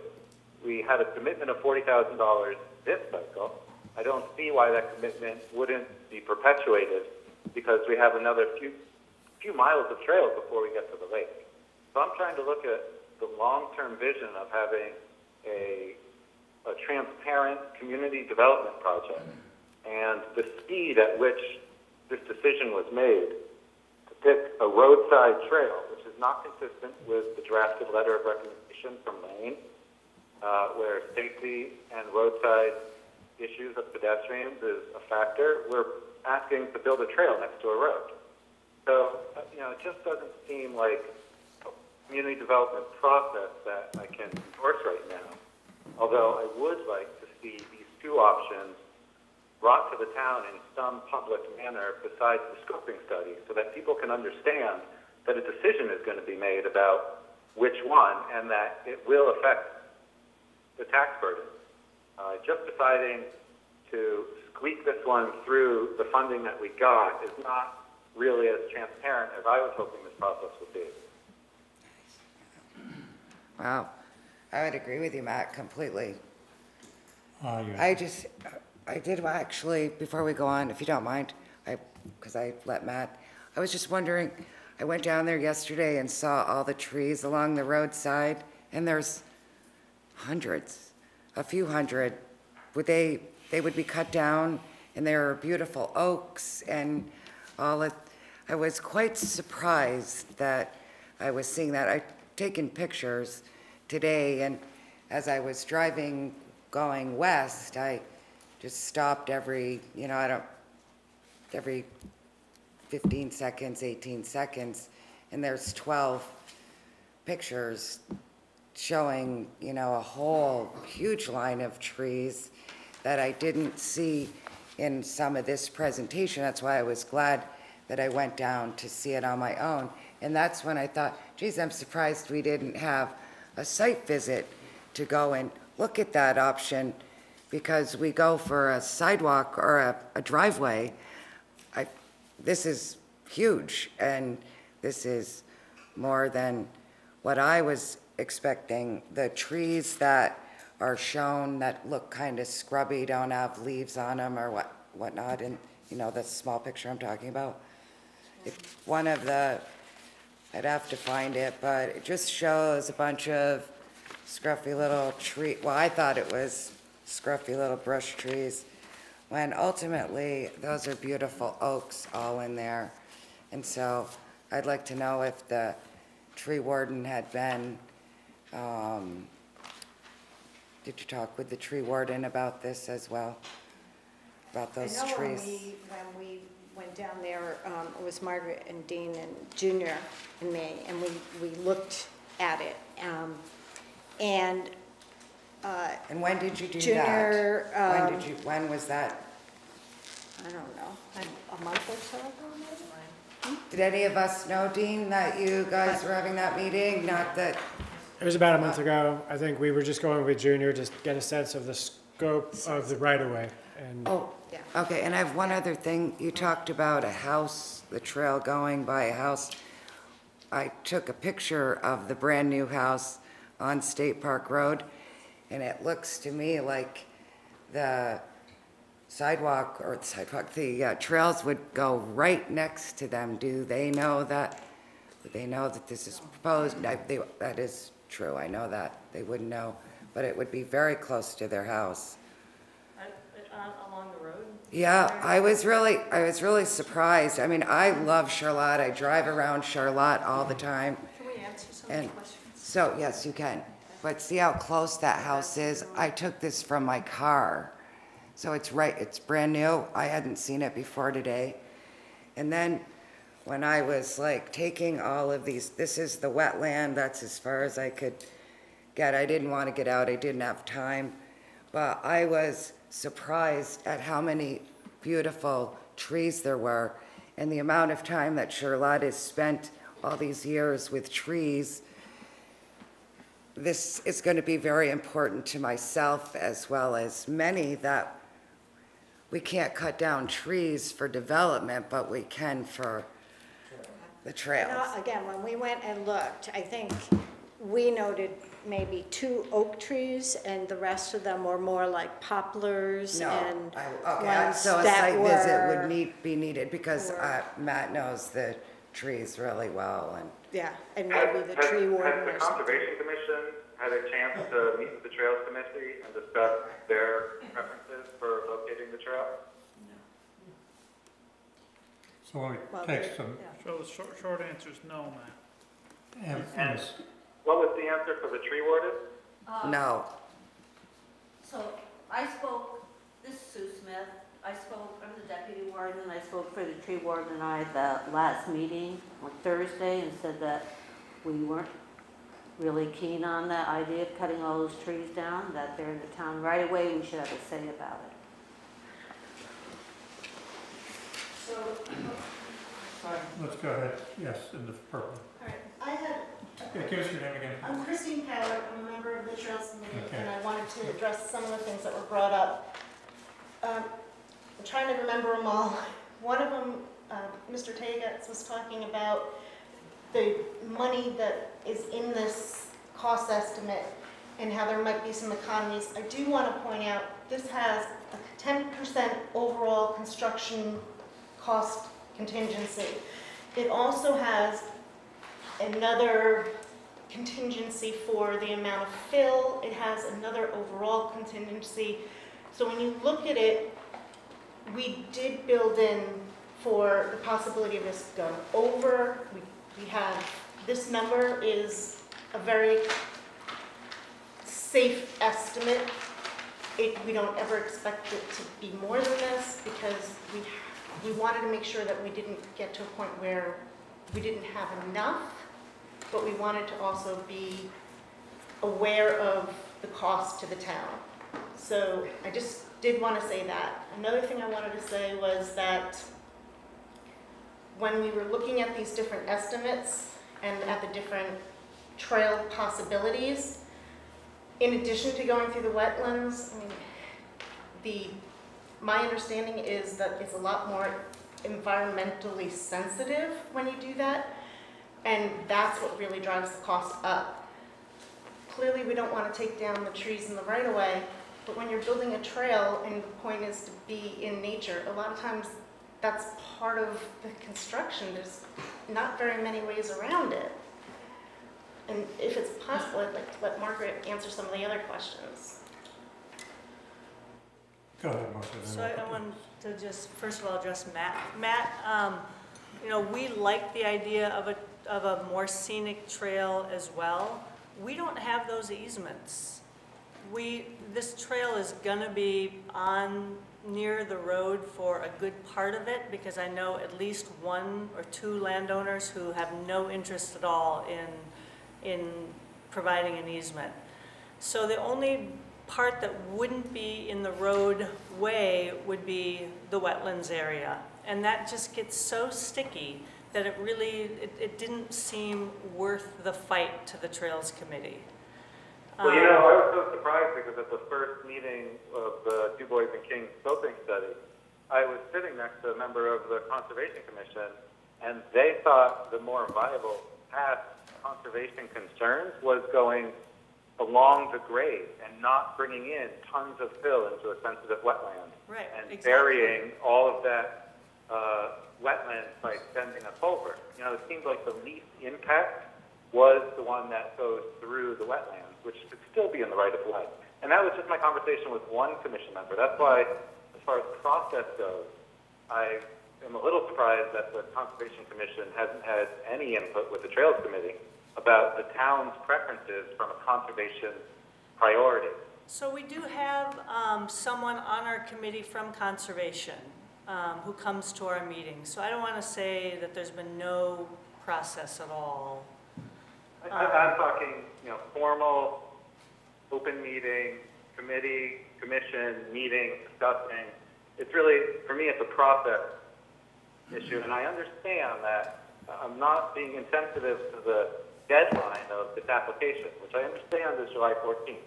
But one of the benefits of why I crafted the funds in the article to go towards the reserve fund is that that's a rollover fund. Unlike an appropriation to the annual budget, which goes away if you don't use it, there's no rush to sacrifice process for product here. And for me, I would just like to see a little more thorough process in this community development before rushing to try and put in a product that people might not like, or might be dangerous, or might be stopped sometime down the road through a vote. I just don't want to rush something like this and risk disenfranchisement because of the process. So that's really my main concern. I mean, I asked myself questions when I saw this agenda item, like, who decided this is the trail option? Was the Two Boys and King? Did the Trails Committee make a vote? One of the things I just want to say about going on State Park Road is that the traffic studies that have been done there show that only 500 cars a day use State Park Road. It is not a very used road. People go more north-south on Mount Philo Road and Route 7, but the traffic studies have shown that there's not much use on State Park Road. And if you do walk State Park Road, which I have done recently to get down to the Melissa and Trevor Mack Trail, it's beautiful. It's very scenic. You see the Adirondack Mountains. When you're looking back, you see, Mount Philo. It's, even though you are right on a road, it is a very scenic road. So I thought of something earlier that we can get from Mount Philo to the lake by road right now, instead of going through the woods, So Amos, you had your hand up. Why don't you say so? You're on your chair of conservation? No, Amos was next. Go ahead. Chair of Conservation Commission. We've discussed this somewhat on the Conservation Commission, and what I first want to speak to is the idea of community building, because that is so consistent with the overall program and long-term vision that Commission has been developing. And we have, in fact, finally reached out, and we've had a loose liaison with the Trails Committee for a long time, and they have worked long and hard. And I don't want to say anything in any way disparaging about their efforts. We are now starting to build more of a working relationship, and we were a little disappointed that we never talked with the consultant. We felt like that was an oversight, and we had requested pretty late in the program, I think, to be included, and that didn't happen. So we also, I want to speak to the fact that there is a vision in this town and within the Conservation Commission and the community, that the parts of the community that they directly touch, for this kind of a recreational trail, not another sidewalk. And so we have some questions and would like to be of a process within the community that honors the Trail Commission, the Trail Committee's devotion to this project. I think it's a longer term project, and I think there's a lot more input that we could give, and certainly a lot more effort that we could contribute to a more of a community building kind of process. Thank you. Sean. Yeah, at the meeting on Thursday night, there was very many issues that were raised, and there were supposed to be action, and I thought they would have been actioned before this would be presented to the Select Board. One of the things which I'm not sure we got a clear answer to was, has easements been obtained all along the property for Section 8? And I've not heard anything about that. I thought, Margaret, you answered the easements were Section A. So we have an easement along the part over Kimball Brook. The rest of it is in the roadway. So that's the other reason why, according to Junior, if it's in the town roadway, you actually don't need formal permission to remove trees. I'm not saying that we shouldn't we should be consulting. But he says that he does it all the time over town, and when he looked, he saw cottonwoods. I think there are a couple oaks, but most of the trees in the right-of-way, he said he routinely removes trees in the right-of-way. And that's what we're looking at, you know, except for the area over Kimball Brook where we may have to go a little bit past the right-of-way, and we have an easement there. So I talked with Junior today a little bit as well to make sure that I understood all of that. And so I have a good understanding from Junior myself. Is that your understanding too? Not quite, but How's it different? you know, there's more than just a couple of oaks, and it's not just cottonwood, and it's not just brush. There's fir trees, and there's maples and oaks. I really don't know them all, but there were lots of trees, more than I expected. That's why I had to bring it up, because I wanted to be fair to this whole process, because I do believe in a lot of it. I may not, you know, all of it, but I do quite a bit, and will continue to understand it and learn and walk and whatever, but. So I know it does seem like this is fast, but this process has been going on since September, and we've had 3 public meetings. They've all been posted or in the Charlotte News. The grant's due in 2 weeks, and it doesn't come up again for a year. According to the engineers, this is a 2 to 3 year process. So if it's delayed another year, it'll be a 3 to 4 year process, which I understand that doesn't seem like a big deal. The real big deal is keeping inertia happening, and keeping people motivated to make this happen after a vote. So there's very little guarantee that we're going to get the VTrans grant. It's a very competitive year. But if we try and we don't succeed, we can write it more successfully next year. And if we do get it, you know, it would be a fantastic thing. That's how I'm approaching it. Is this grant specific to this plan, to these numbers, to Du Bois King? They will go, yeah, the scoping grant does, or the scoping project goes with the application. You have to build what is on this plan if you get the grant. You don't have the option of saying, well, we found out that we can build it for less money, so we want to go through the wetland. There's project development, design, and engineering in this budget.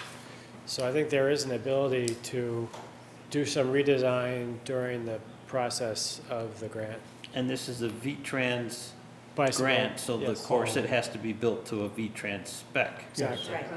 And So did Du Bois and King, I missed most of the meetings, and did they ever investigate a non-VTrans spec trail? Because this is so close to State Park Road, they felt it would only be taken seriously by the VTrans grant program if it was built to a VTrans spec. The other sections on the west side of Route 7 are not adjacent to a town roadway, so they potentially could be recreation path construction, but this needs to be a VTrans Well, that spec. logic befuddles me. If you have a trail and Part of just it, because part of it's close to a road, it has to be built like the road. it's The the way they people going operate. over it won't know the difference. The other part is you can't get VTrans funding without doing that.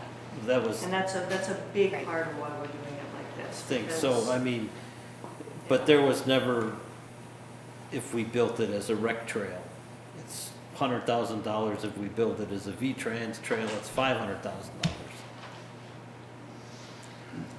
And if we build it as a rec trail, then we would need to spend $100,000, If that's the I cost. guess. I don't know how much it Yeah. would cost, but, That's exactly what we're dealing with. right. Yeah. So Right. we haven't investigated that option We did. We have. of just a straight up rec trail? Yeah. The problem with that, though, is that you can't get VTrans funding, and you could get a Parks and Rec grant. Those grants only are, the maximum award is $50,000. So we would be stuck fundraising for the rest. Do we know what the cost is for a rec trail? We just know what the grant's availability, so we haven't done scoping based on a rec trail and not. I think they did on the cost, but you're going through a wetland, so there is some bridge. It's not just gravel packing. There is a, It was still 300,000. yeah, it was a significant number. 300 versus the 500, I believe, yes. Sean, you're next. Yeah, just two final questions. One, when will we have answers to the questions that were raised on Thursday night? And two, how much will this indebt the taxpayers of Charlotte for? This year, next year, and forever? Well, Dean, you had a couple of things that you were gonna. Yeah, there are 3 questions raised. The maintenance cost, ongoing maintenance. The engineer that was here said it's about 1% of construction costs is factored, is a general rule of thumb as far as maintenance cost. Parking considerations, what parking is available. That is something that would be developed as the trail progresses. There's nothing, there's some ideas about it right now, but there's not anything specifically in place for this section. And as far as, I think you asked the differences in the specification between a recreation path and a V-Trans path. Not worried about that. Just Okay. how much is this going to cost the taxpayers of Charlotte?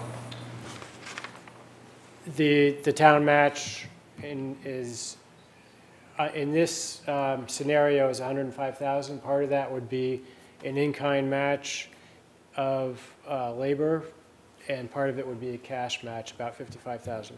Break that down for 100,000 of property value quickly. I'm not sure I can do it at this date. There's 1,000 households that pay taxes in Charlotte, so it's $100 a house. But I think what we're saying is, with the budget that they presented, if we were to support this, with the work in kind, the 20,000 match can be, 20% match can be covered. We're not talking about, for Section A, you know, State Park Road, that's a package that you've already voted the 40,000 part, and the rest can be managed in kind. So how much is it going to affect you in the future? It isn't. The maintenance. So Dean, Maintenance, 1% maybe. Dean, somebody told me the other day that the in-kind, how will you track that? How would a person track his in-kind dollars in the grant? Is there something about So if tracking Fritz were that? to be the construction inspector, he would submit his time basically, and that would be reimbursed. Or it wouldn't be reimbursed, that would be considered as part of the town's in-kind payment. And that would be, basically it's a reimbursement grant, so the cost is, we pay the cost up front and get reimbursed 80%. And how would you show, you would have some kind of paper showing the work that a person would do in kind? Sure, it would be the same as Because you documenting got to track someone who all of gets paid. that Yep. every hour, or all the different things. Correct. To go through, okay. And you've checked with that, and that can all be Yeah, done? and I believe approximately tax on the grand list would be would be a little bit more than ½ on the tax rate. But for what? I mean, this has already been approved. Well, that's true, that's true. Well, 40,000 for the reserve fund has been approved. I want to stick with the thoughts, some of the thoughts that Matt had. I'm not sure that there's really been enough process to all of a sudden, you know, just say, okay, this is, you know, option A was perfect, and let's do it. And that's what the town will want. I don't hear that.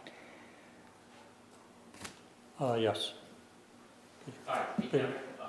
I'm just lost in the fuzzy math that just happened.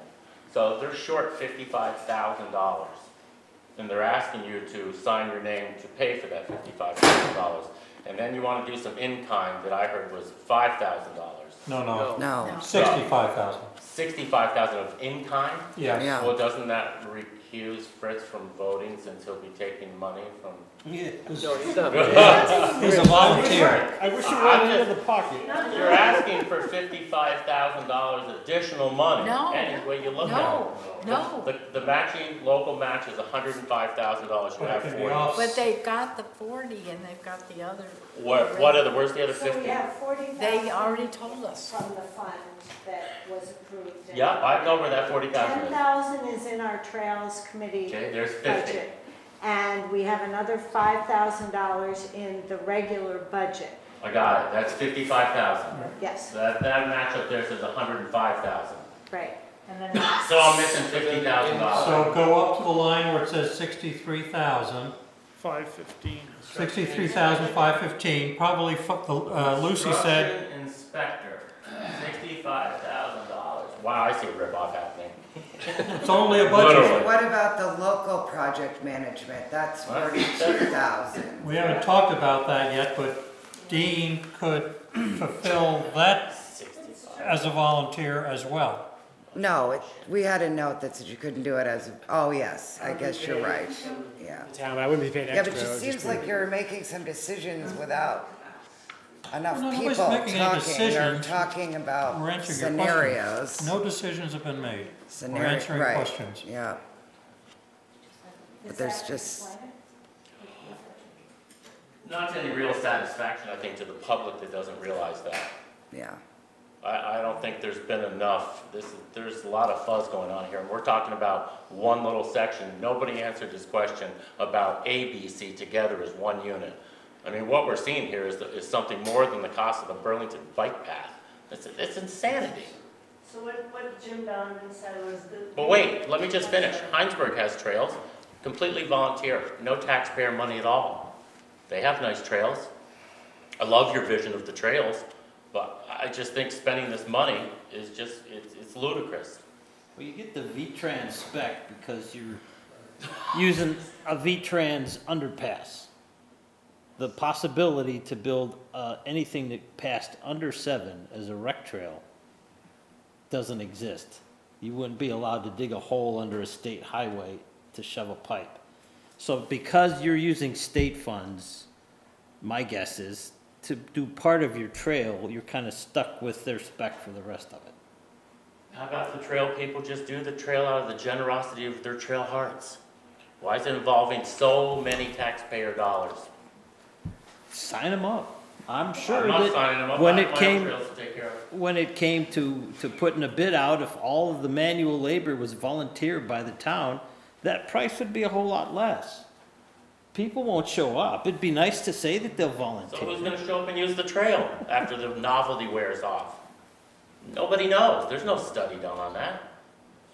So the town already voted on this. It did.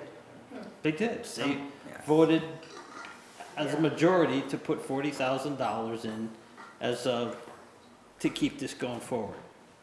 But they didn't know what they were keeping forward. They were supporting the trails, which a lot of people do, but they didn't know that they were supporting this particular A segment. I also think that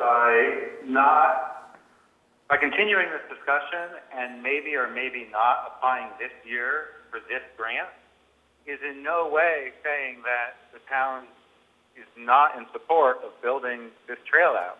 I think it means that the town would like to have a prudent process for building this trail out and to use that $40,000 in a way that feels like it's a community development project and not a railroad project coming through in a couple months' time through one scoping study with V-Trans money. I mean, it's just the optics of it don't feel right when I do a gut check and think about how are we going to build a multi-million-dollar trail from Mount Philo State Park to the Charlotte Beach if this is going to be the process model. It just doesn't feel right. And so I'd like to take the time, at the very least, to have this be an agenda item for July 10th, which is still 4 days before the application is due. And we can revisit this issue, or these issues, there's a lot of them, and still not pass on possibly applying for this year to this grant. I mean, I even heard Margaret say that it might be multiple years of applying. So I'm not even convinced a lot is lost by not applying this year. I'd like to see So- a real-life contractor who's gonna actually do the work and not dream it up on an engineering plan. Give us a ballpark price to see if it is indeed $500,000 or whether it's. Wouldn't we ask like Steve Denton? We could or ask any number of Parker, people. Any number of, right. Right, they'll all do that. Okay, let's have one at a time. Linda in the back, I think you've had your hand up, yes. Linda Ratimer, and I'm on the Conservation Commission.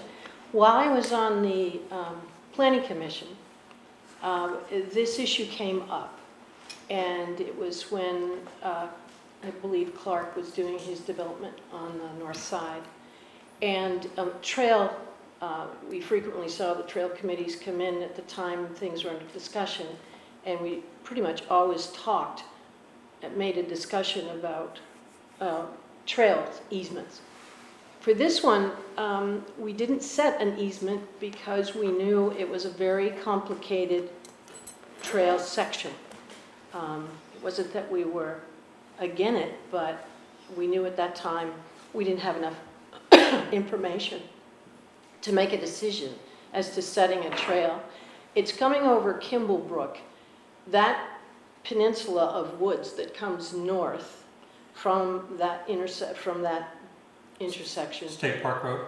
Well, yeah, State Park Road and going north until it then crosses up into Pease Mountain, or Mount Philo, sorry. That is an important byway.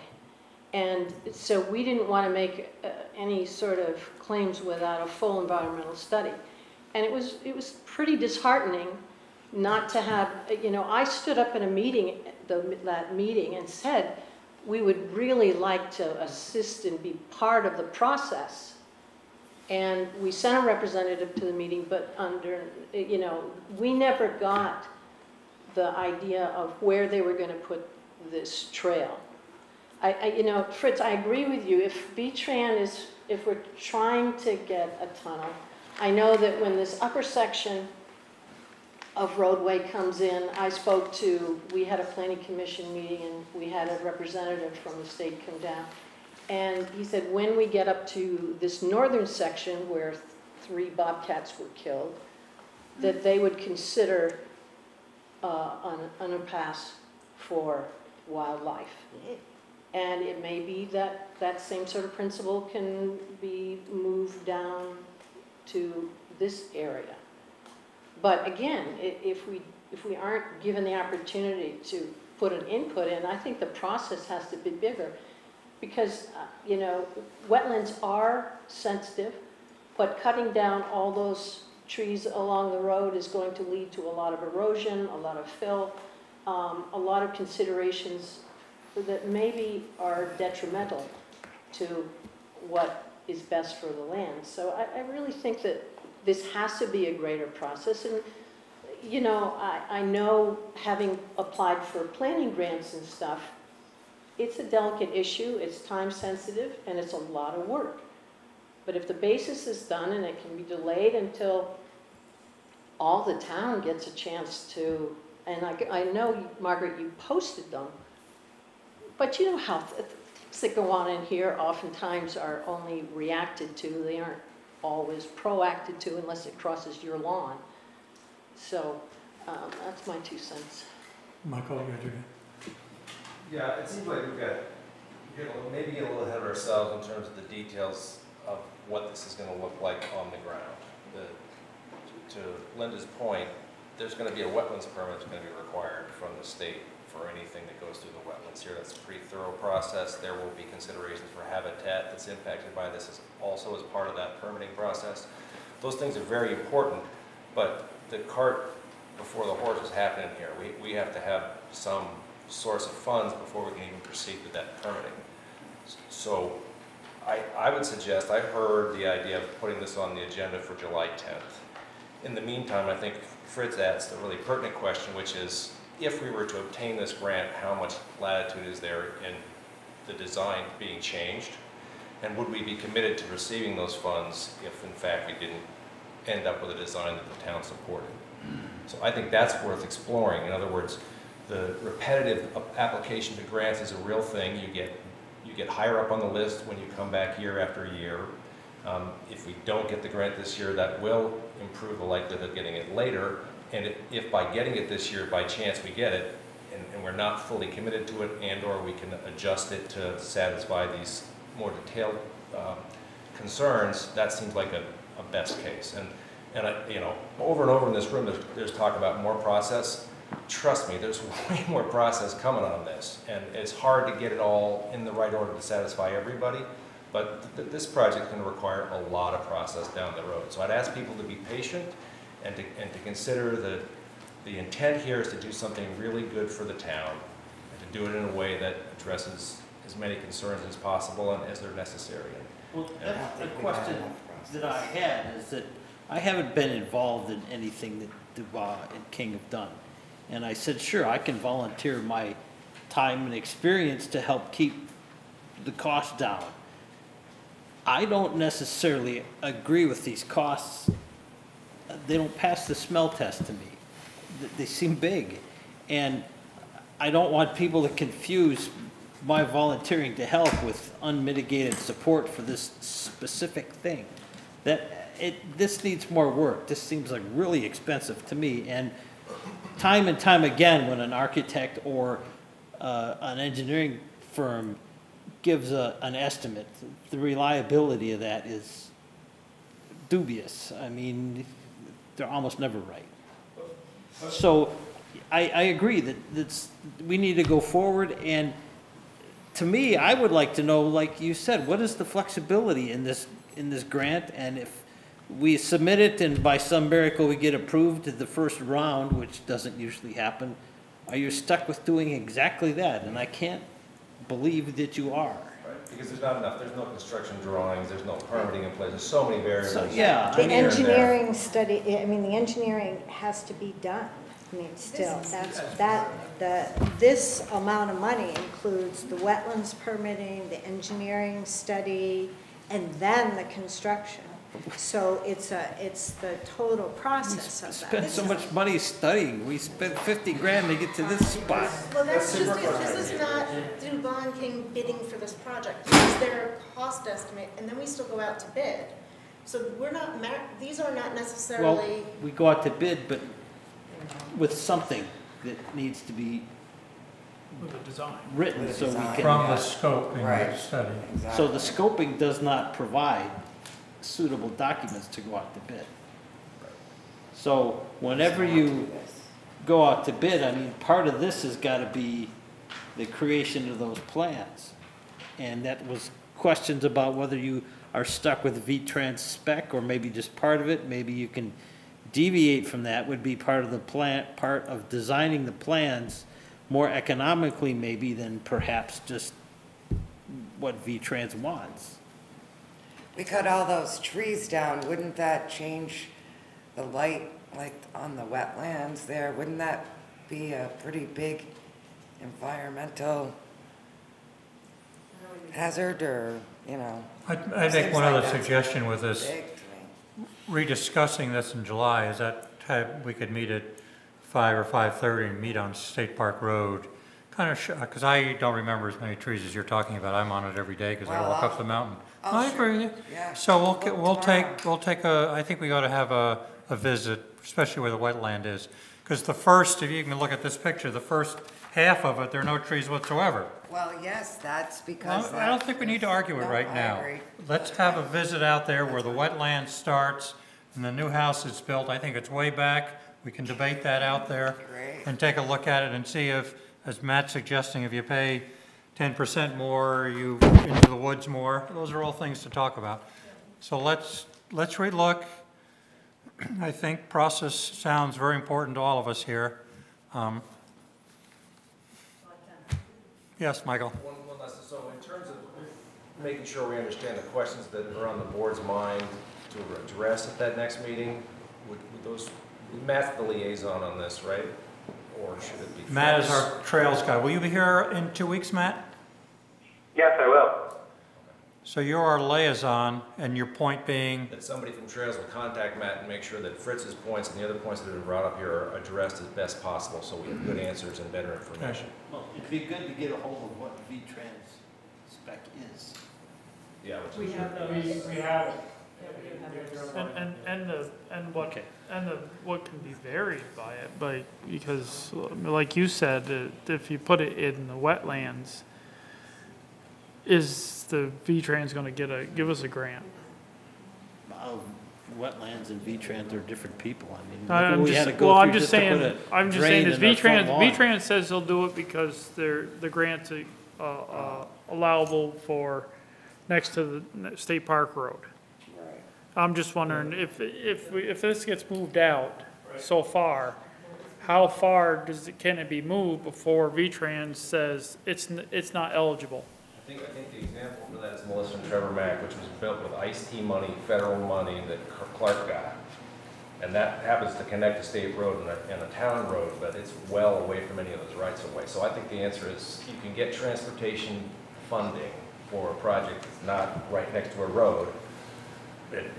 There are other ways to qualify for that. I think there's a little confusion. This is an They're not alternate really- form of transportation. well, it's called the Bicycle and Pedestrian Grant Program. It's not, That's because federal dollars do recognize that pedestrian and bicycle transportation are transportation alternatives. but it doesn't have to be adjacent to the road, is my No, point. No, it does not. And often isn't. Okay, we should wrap this up. Another Thank you. comment? I just have one point of clarification to this whole mess. And that was the first meetings with Du Bois King, the process was described in full faith, everyone there, that they were going to look at one project with 3 sections, A, B, and C. Once they came back, once they got through with the facts and figures and costs, that was to go to a town vote first. Now, that was the process, the people that I've talked to about this, that was their opinion of the process. Do you have minutes that say that? Do you have minutes? Where would we find I've the never, minutes on that? I've never heard that. Just show us, Well, that was your Well, no, saying, wait, the maybe people, there's no- anybody that I talked to said the whole yeah, project. but we have would minutes, be- we have formal meetings. Just tell us when that happened. We can see what the minutes are. We have the town report. Du Bois King meeting, like the first one or the second one of Du Bois King. So that would be something Dean would look up. You could find us minutes for that meeting? But they don't determine policy for our town. No, it isn't policy, but if that was their whole scope for this project, and what happens with that whole process? If that was supposed to go a town vote, now we're jumping the gun and we're already talking about applying for a grant. I think it comes back wanna to the know select the board. process. I think it comes back to the select board to make a decision whether or not to proceed. That's, I mean. Did you find us some a town- documentation that, I mean, I don't know about a town vote. The town vote was the money. No, it wasn't town. Well, it was just the- verify it for us. Well, No, there is how- no minutes I'll from look that for the meeting. minutes What from the meeting? Town meeting? No, she's No. talking about, But they don't disturb, I think the meeting she's talking about happened on October 18th. and that's what? That's the first Du Bois Okay. meeting. But and so would there be you have the minutes, maybe? said you guys will vote on it, meaning like The the select board. Trails Committee, and then we No. present No, something to it's you. a town vote. Okay. It's always town vote. Okay. Even if the engineer said that, they don't have the authority to call it town vote. Okay, well, we're gonna, thank you all. Very interesting. Process. Thank you. Matt, we're working the process. Thank you. Thank you, Matt. Yep. Thanks, guys. Probably boring.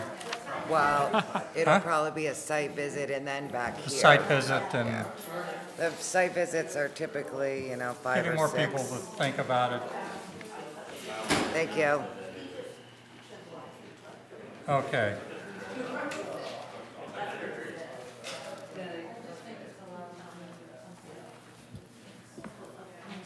These notes. The next thing is the terms for the West Village. You made a recommendation in your notes. Yeah, so just for the first time, half are for 1 year and half are for 2 year.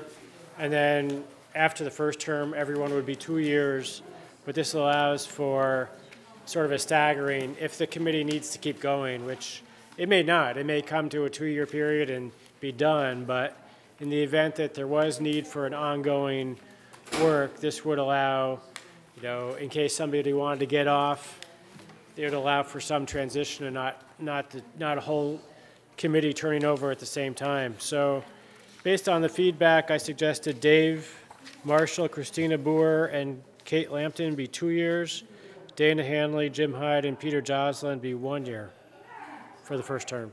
So do we need to take an action on that then? I would set their terms. Yeah. Make Anybody a wanna make a motion, I'll make the motion. For the terms for the West Charlotte Village Wastewater Committee members, and they are as follows: Dave Marshall, Christina Boyer, and Kate Lampton for a 2-year. Dana Henley, Jim Hyde, and Peter Joslin for 1 year. And after this, we'll go from there. Is that motion For been 2 year seconded? terms. Yeah, you could continue that. Okay, yep. And after this initial term, all terms would be for 2 years. Is that seconded? Second. Okay. Any discussion on that? All in favor, say aye. Aye? Aye. Aye. Thank you.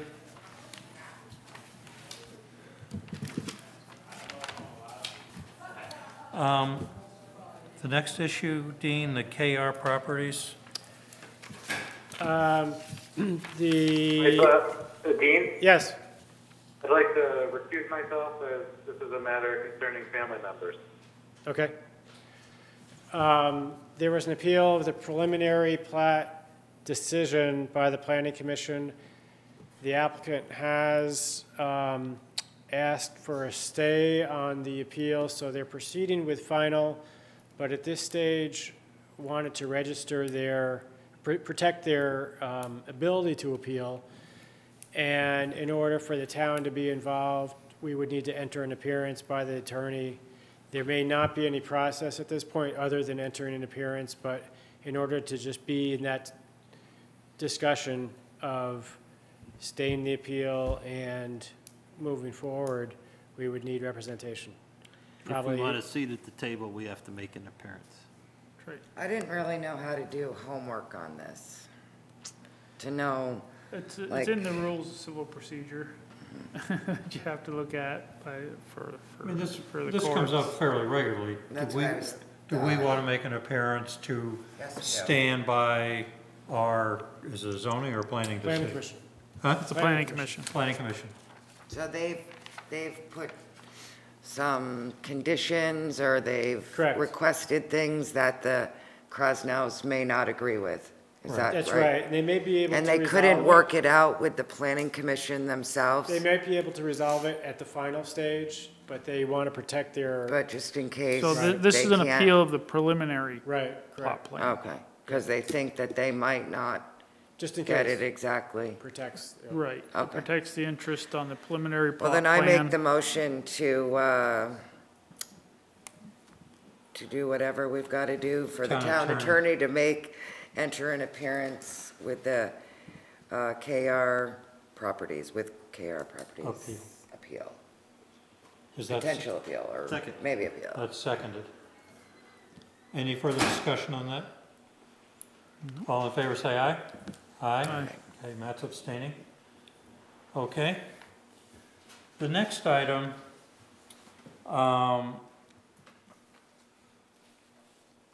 Aye. this is, we all sat, 4 out of 5 of us sat through, this was at the quarterly, was this at the quarterly review? Yes. Where it was recommended that we use the NEMRIC module to start digitizing planning data, right? Or is it? Yeah, that's correct, and zoning. And so it seems like it's an obvious thing. It's the same system we use now for clerk, treasurer, and other applications. So the intent was to authorize this. It's a one-time fee to allow us to start digitization of our records on the planning zoning side. Okay, so make that motion, Fritz, go right ahead. I'll make a motion to purchase the NIMRIC license tracking module for $4,295. A one-time fee. One-time fee. Second? Any comments on that? All in favor of that motion, say aye. Aye. Actually, I thought that was a great meeting. Yeah, It was fun. Good, so that's 5 yeses. Okay, bond documents, Dean, what do we have to do here? There's a commitment letter, which is basically just, the bond's been approved, and the commitment letter indicates that you agree with the terms, which are the same as what was anticipated. Basically, 20 years of 625, or rather 60, let me get the.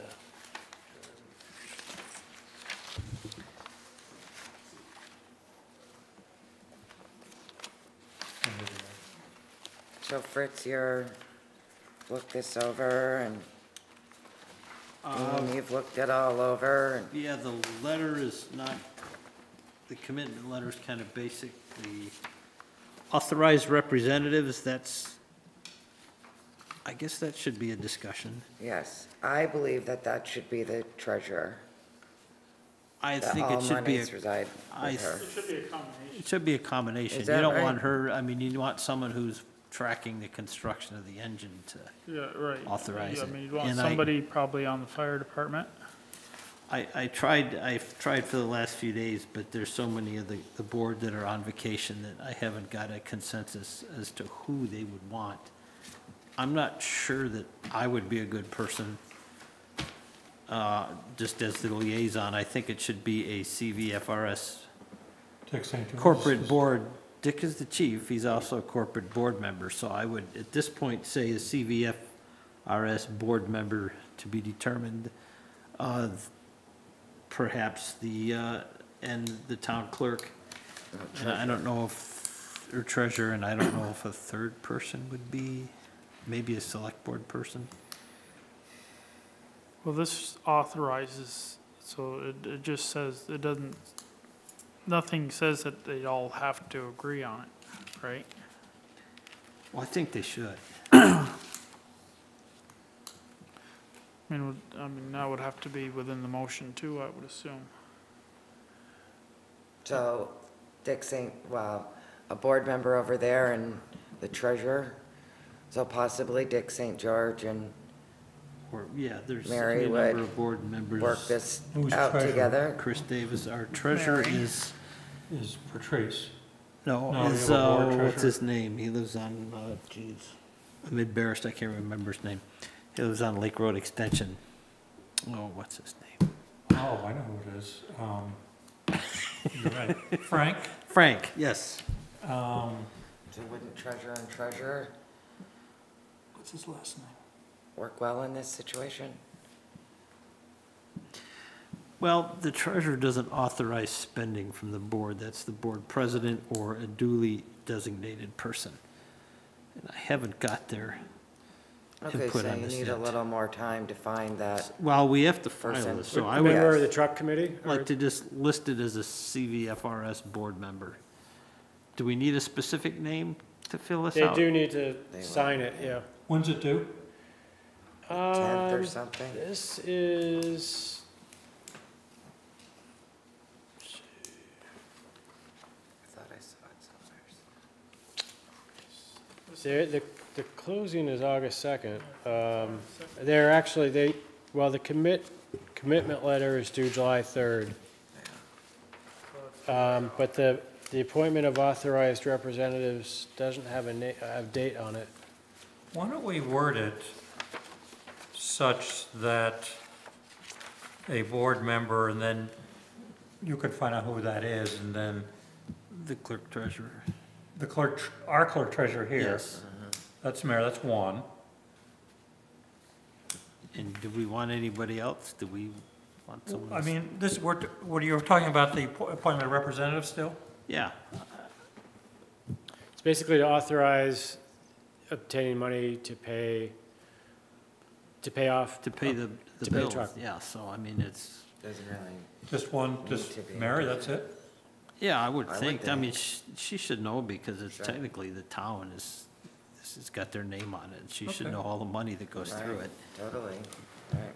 So let's, I mean, is Mary and a fire department board person good enough? I mean, we know I would the, think so. the price. The less is better. So you don't need a fire department Oh, representative? we do. Yes, We you need do. Mary and one person from, at least one person from the fire. So why don't we just say, what I'm trying to say is that we can get this out of here, give you the authority to find out who that person is. Yes. Right. So it'd be Mary and, CVFRS board member. yeah, to be determined within the next 48 hours or Yes. something, so we can fill this form That's the out. motion. Yeah. Yeah. What, and now you started talking about the treasurer of fire and rescue, is that necessary? No, No. there was just thinking of names to be on here. Okay. But we don't, I mean, I would, should be someone who is intimately involved with the progress Okay. of the engine. Do you expect it to be, how many payments or how many withdrawals from the? There are, we'll know after tomorrow, there's a meeting with the proposed contractor, and they have, I believe, a significant 90% upfront payment discount to the Yep. tune of like 10 or 15 grand or something. So that would mean in terms of the options on the proceeds, we would want the one that allows for Short-term. Option one. Short-term investing. yeah, short-term investment. So the funds are available anytime. We don't want to invest them and stagger them. Right. So we got the, Okay, so we've figured out how we're gonna do the representatives. How do we handle, So first we have to authorize you to sign. well, that's what that's a different Oh, one. that's the This other is the one. Who signs the Vermont Municipal Bond Bank? Is that the chair of the select board? Yes. Okay, so that's clear. And what's the third document you need? the proceeds are either available all the time, or option B is to invest them for in theory, a higher return until you need them, and they're not, that's a bad idea, because you don't know when you're gonna need them, and the difference between investing short-term and their one-year term is nickels anyway, So we don't need to do that authorization letter? Well, we wanna pick option one. Well, you're gonna do authorize authorize the chair to sign the Vermont Municipal Bank bond. So do we want one long motion or three different And ones? then, I'm taking one long one. and then, on the Series 3 loan proceeds, to choose option 1. Okay.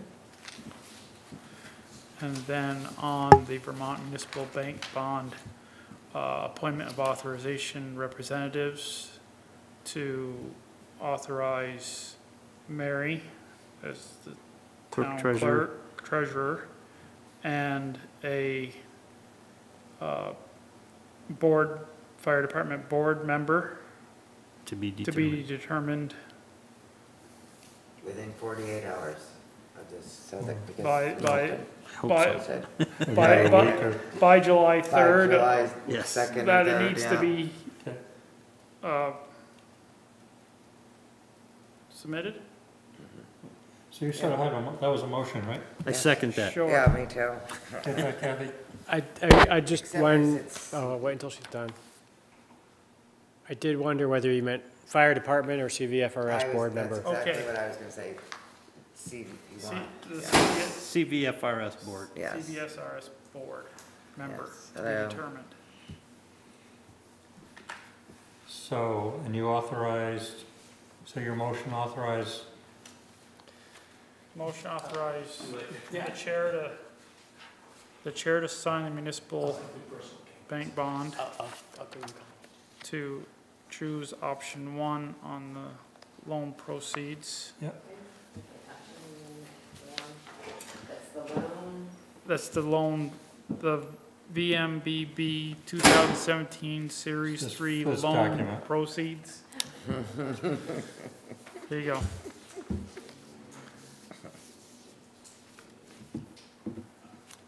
If 90% is going to be up front, maybe it doesn't even make sense to invest.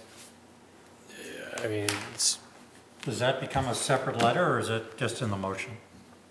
And then we have the appointment of authorized representatives, which would be Mary Mead, town clerk and treasurer, and a CVRFS board member to be determined In the next, by July 3rd. by July 3rd or July 2nd. We want to do 2nd, so it's done before. Sure. Second. Okay, has that motion been seconded? Second. Okay. Is it complete, Dean? yes. Okay. Good job. Any comments? All in favor, say aye. Aye. Thank you, that's 5 yeses. Okay.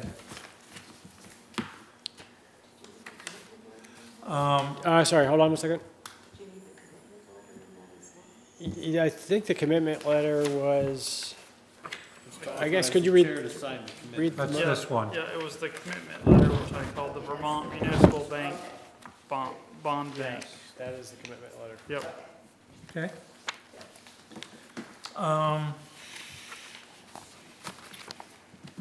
This is, You want me to say anything no, about? we have another topic here.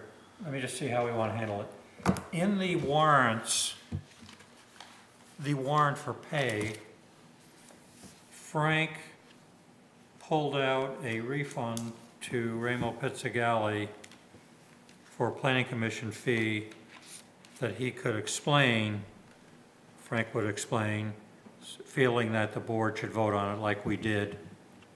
Mr. Hardy. Mr. Harvey, so why don't you want to, so it's all right to, I mean, it's in the warrant, this is an issue with the warrant that we're signing, so you want to explain that, Frank? Well, apparently, from what I understand, it was an application was submitted by Mr. Pizzagalli to the Planning Commission. And apparently, he has changed his mind. And he's going to submit a new application on the same piece of property. And he's going to move forward with that.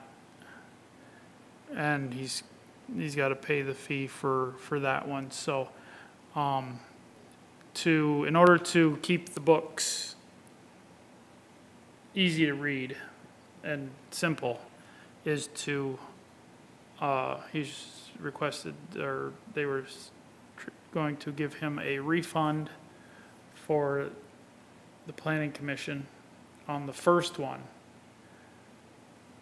and he's going to pay for the second one.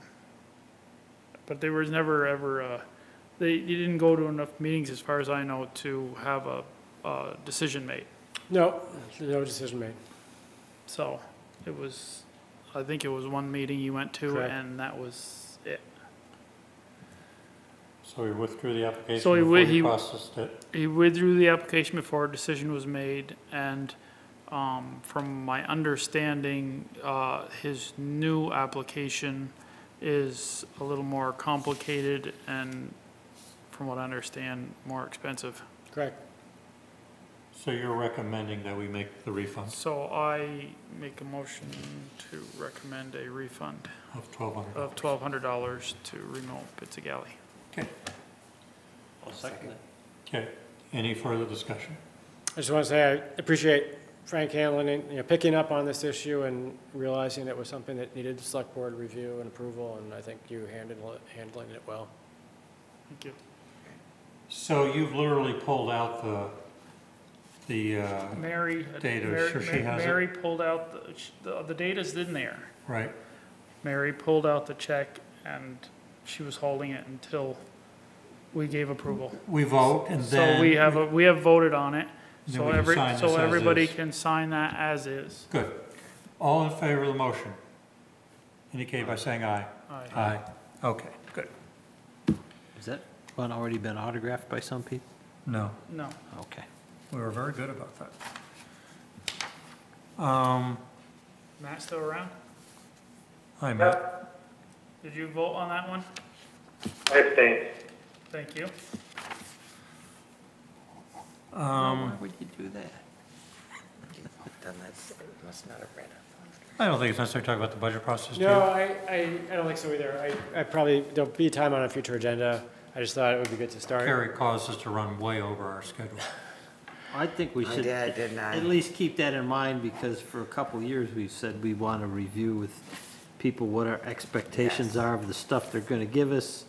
I think it was a really good idea. I totally agree. And there's a couple of those. I think the process of the what we voted on for the changing policies, so all the dollars are gonna be in front, paperwork, so all of the records are kept with the clerk treasurer, Yeah. is gonna help provide some of the stuff we're looking for, because she'll have it, but,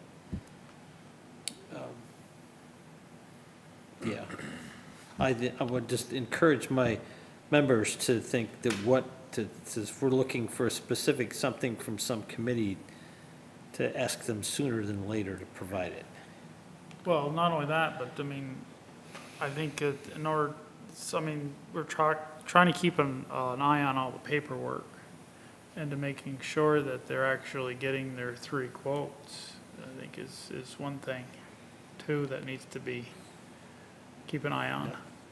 And their budgets, we've asked for, and from a number of committees for backup and actual bills, or how much should you really spend, and sometimes we get it, sometimes we don't, so we should make mention and either tell Dean to refer it to the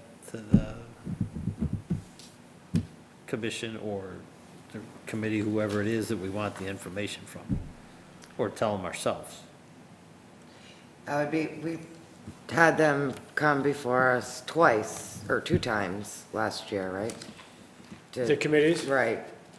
Didn't we do There that a few times? there was I think a big meeting Mid-meeting. earlier just- on in the yeah. summer, and then Just to individual get an committees. idea. I guess that is a question of how soon do you want to start? I mean, in the past, fiscal year starts July 1st, and there was some thinking of giving them some time in that fiscal year before bringing them in to determine whether their current budget is appropriate or not. But it seems like then we always end up with having them come in October, November, and December, and it's kind of. And I can't remember, but I think it would be good to do it shortly after a meeting of everybody, shortly after the end of the fiscal year, so we can say, look, as of last month, these are the total year bills for that year is the kind of stuff we're looking for. So now while it's still fresh and on top of your desk, sort it out. Don't wait till October and try to figure out what you did 6 months ago, and So you want to do a joint meeting of all committees again? like we did last year, and Maybe do in- it in July sometime. Okay. So their bills, their end of their season fiscal year material is fresh at hand. They love that. People love doing that. Did we do that on an off Monday? Is that maybe an off Monday at 5 o'clock, 6 o'clock, or? That's a great point. 5 o'clock. This would be to explain our expectations? Right. I'll just talk about the past year, what we're doing going into the new year, right? 6 o'clock or 7 o'clock? When are we gonna do this? I guess our regular meetings are the 10th and the 24th, so it'd be probably the 17th would be an off Of July, July. or the 31st. Starting at like 7 o'clock? 7? I'd prefer the 31st because I think I'm short on help in the middle of July, or not short on help, but I have somebody on vacation. Okay. So I'd like to go back and kind of summarize the trails thing. So Matt is our liaison. Are you going to, and a lot came out on process that we're rushing this. So Matt, in your liaison with trails, conservation, so we're going to talk about this again in 2 Mondays. We're going to go visit the site.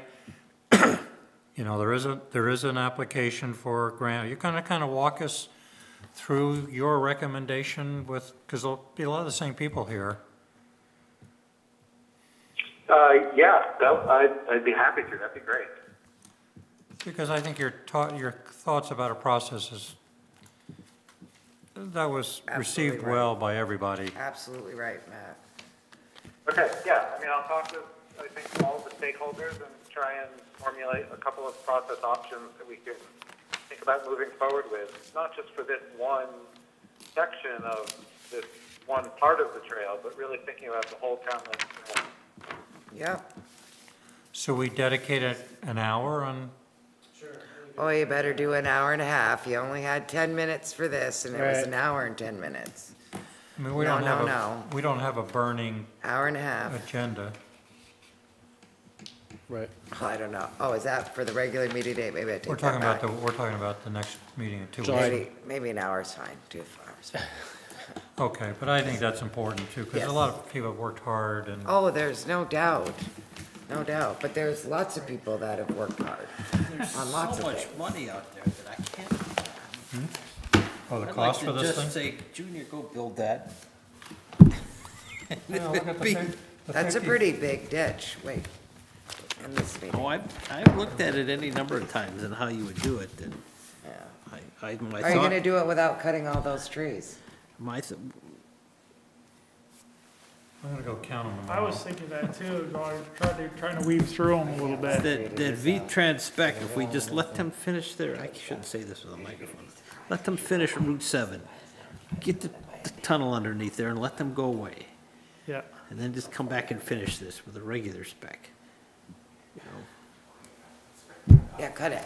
Are we ending? Is there a motion to adjourn? Motion to adjourn. Second, I'll second it. all in favor? Right. Aye. Thanks, Matt. Yeah.